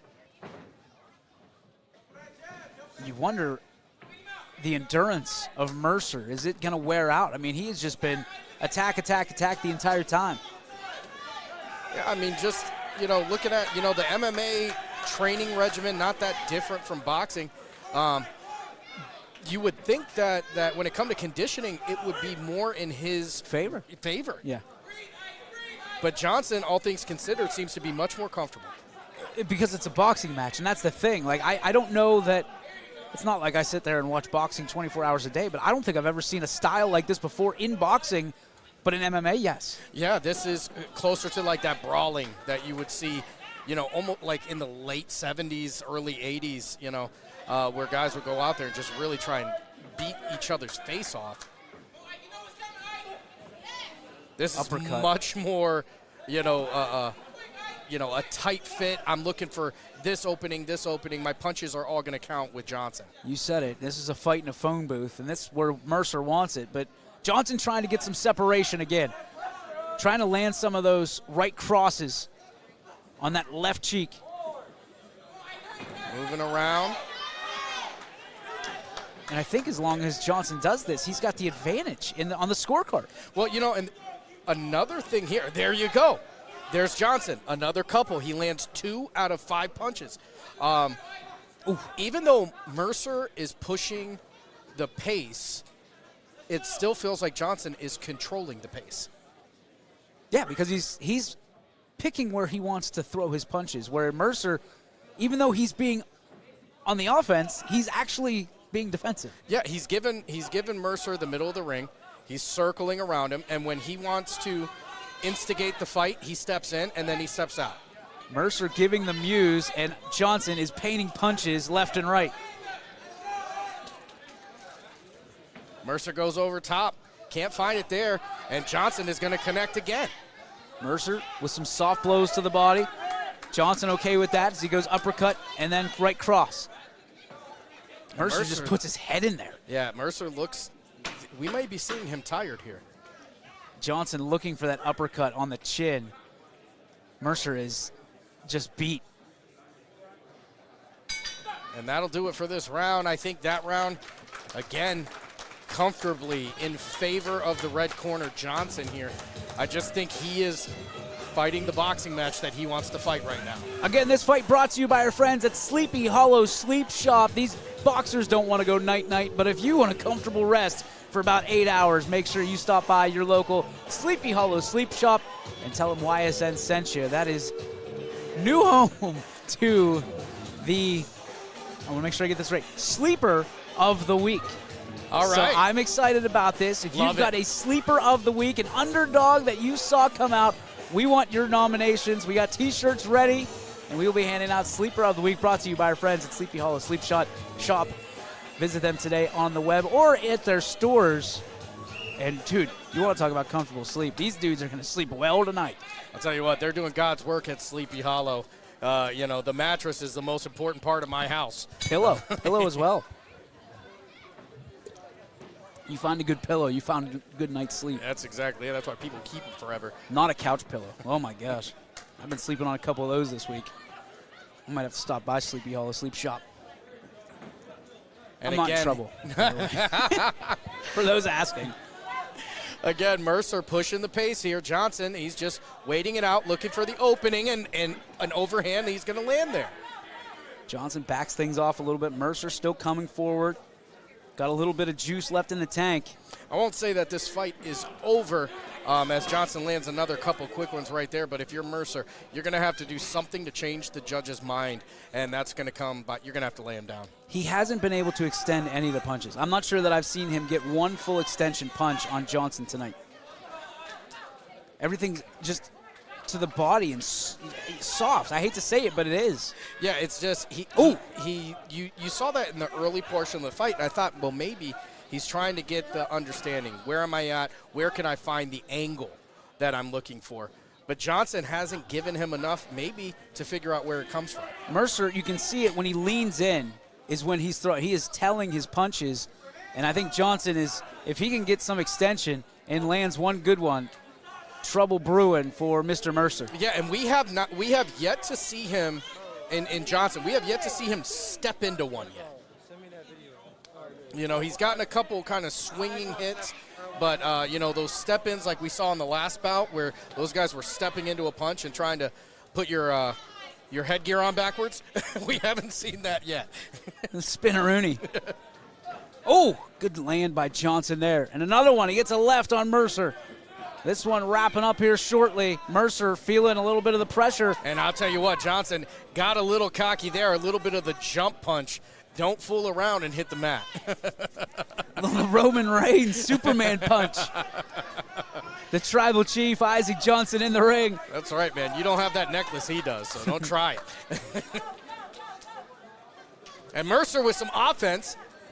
First offense of the night here for him. Is it too little too late? Johnson with another right hand to the left side. I think outside of a knockdown, I think, that's what it's going to take on Mercer's side. Ooh! Nice shot right there. Johnson putting on his dancing shoes, dancing out of the corner, goes back on offense. First time of the night that I've seen both fighters look tired. Yeah, this has been a good fight. I think Mercer's relentless effort here has really tired down Johnson, but those first 2 rounds go to Ike Johnson, I think. We'll see with the decision here in about 10 seconds. And if Mercer wants to win, I don't know that there's enough time, but there can't be anything left, and I don't know that they've got anything left. Yep, that's going to do it. I think this one goes Johnson's way. I think he is tonight's tactician. That's what's going to get him. Cerebral assassin Isaac Johnson here in this main event. Joe Dania, making his way to the ring with the judges' scorecards. Everybody trying to beat feet to the parking lot. While we're waiting, we want to thank once again Rob Johnson, Spotlight Media, for being here tonight. So grateful to spend a night with RJ. Sam Torres, thank you so much making the trip down from Ash to Beulah. Brian Scott is here. And a special thank you to our friend Kelly Pavlik of Ghost Promotions for allowing us to do this. And we want to thank you. We're trying to bring boxing back, or at least be a helping hand in it. And you make that possible so we can show people that boxing is of interest here in Youngstown. It's a great way to spend your Saturday night And Kelly Pavlik, he's a legend in the ring, but what I've gotten the honor and the privilege to learn over this last couple of years is he's a bigger legend out of the ring. Mercer and Johnson, Thank hands you. up. Thank you. Hands up in the ring. Gosh, I made it. The voice is fading. I feel like Mercer. And here I thought it was all Anthony's fault all the time, all those coughs. Winner by decision. I'm just as bad. From the red corner, Isaac Johnson. So Johnson wins that one. I think he does a fine job. He does a great job in that one. I think Mercer pushed. I've talked about pace all night. I probably sound like a record. If you did the shot game when I said pace, don't drive home, all right? But I think that is a perfect example of Mercer pushed the pace, Johnson controlled the fight, and that's where you win these boxing matches. Unbelievable night. The Mayhem at the Maronite closes out with Youngstown on top, as it should be. And ladies and gentlemen, we thank you for tuning in. Once again, thanking Spotlight Media for their help and their unbelievable production tonight. Rob, truly, hats off to you, my friend. Unbelievable job. Brian Scott, co-founder of YSN. These great patrons who made it out tonight. Great fighters, put on an excellent show. Sam Torres, Uncle Sam coming through yet again here with the excitement and entertainment on YSN Live. And we thank you at home for tuning in. Ladies and gentlemen, thank you for tuning in. It was a great fight, a great night, and we'll see you next time right here on Your Sports Network.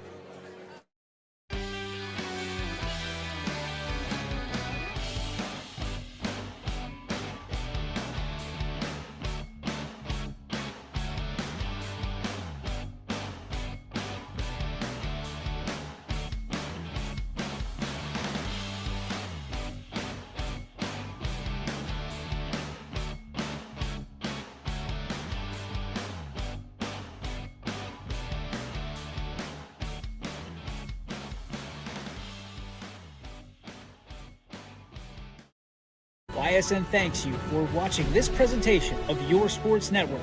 For stories, stats, and more,